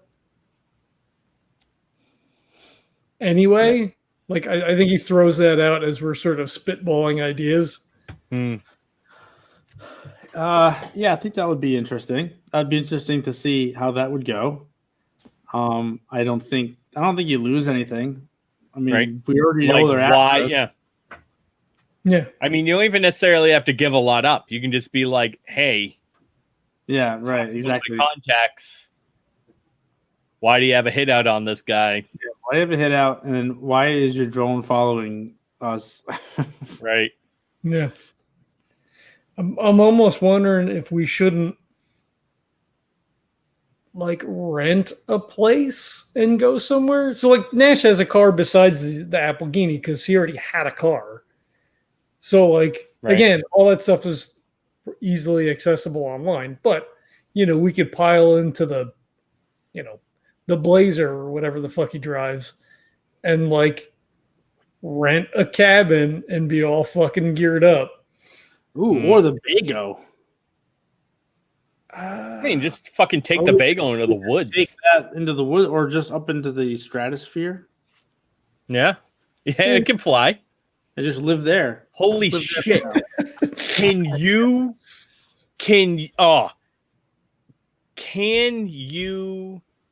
trip in? I'm assuming you could like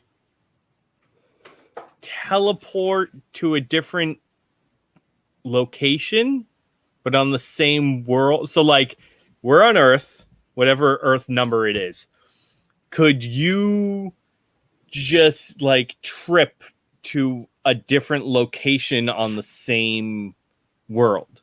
That would be a Todd question. I'm not sure. Right. Because could you just fucking like put us on the roof of the Somnambula building in the Bago? Well, I mean, maybe, right? Because like we have coordinates to jump to and from specific bays in diaspora. So like if we had the coordinates for another location on Earth, maybe like you might have to slip out and then slip back to a different set of coordinates. You might not be able to slip on the planet, but you could probably like 3-point it. Yeah. Maybe. Fuck, I don't know. I mean, and then, throw Susie into the mix. I don't imagine that she stays there anymore. I mean, it's been a while. Although it did kind of seem like she had an office set up there. Well, I mean, so if we try to go in during the day, she could be there. But we went in if we're at planning, night, she was there. The first time. Yeah, but that was right at the beginning of everything, wasn't it? Yeah, but she was happy to be there. I mean, there's a whole they're helping me out and blah blah blah whatever. And like he assumed that she was being held against her will, but it didn't actually be that way. I thought wasn't that when you snuck in as reporters? So we got the lay of the land when we went in as reporters, and then we went back that night and broke in. Oh, did you? Oh, okay. Yeah. That's weird. Well, you got to get the sit rep. Oh, no, I'm talking about in terms of her still being there. Yeah, I don't know. Like I said, they could have had her like kind of in a cell, but not really, as she sort of just was deciding what she was going to do. But like she had a computer and there was a bed and a desk. It wasn't like this is a cell with just a fucking cot. Like she had a workstation and everything. Right. She left my shit at her, like on the porch at her house. So presumably she's still staying where she was staying, but who knows? Right. That would be a weird situation to find ourselves in if we're like murdering like 50. Yeah, it's very much glad. I think Trey staying with the group completely hinged on, and this was kind of a meta thing that I did, not really, but it like happened naturally, but I kind of pushed it once I realized what was going to happen. Was the connection between him and Reggie.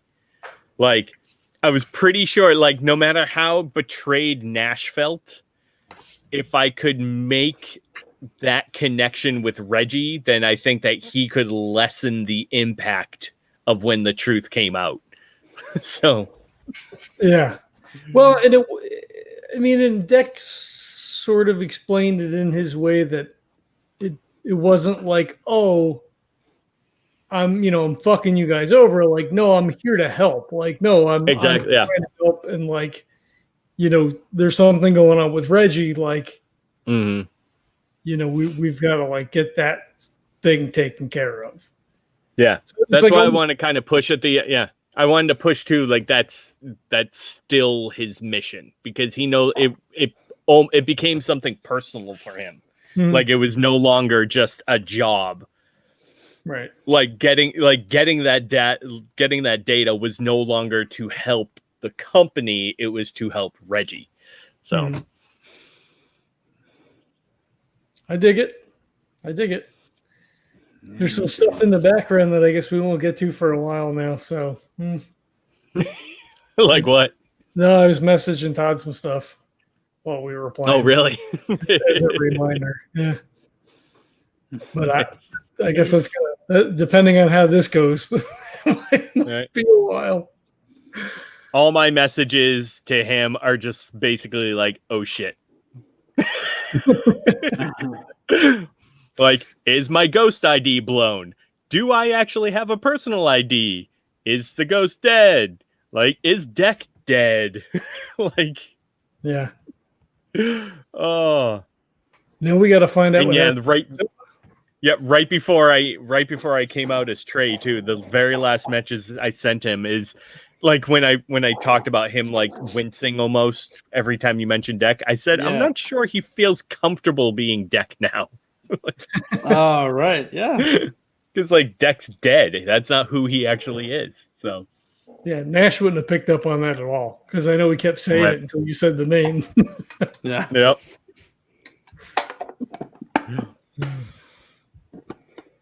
All right. As So I've got messed to, my face is slamming off the keyboard. I have got to. Yeah, you go to bed. Thank you Too very bad. much. Amazing Thanks, sir. times. And Thank we'll you. see you next time. All right, sounds good. Yes. Take it easy. Good night, bye. See ya. All right, we'll wrap this up then. So thanks for checking us out. We'll catch you next time. Bye.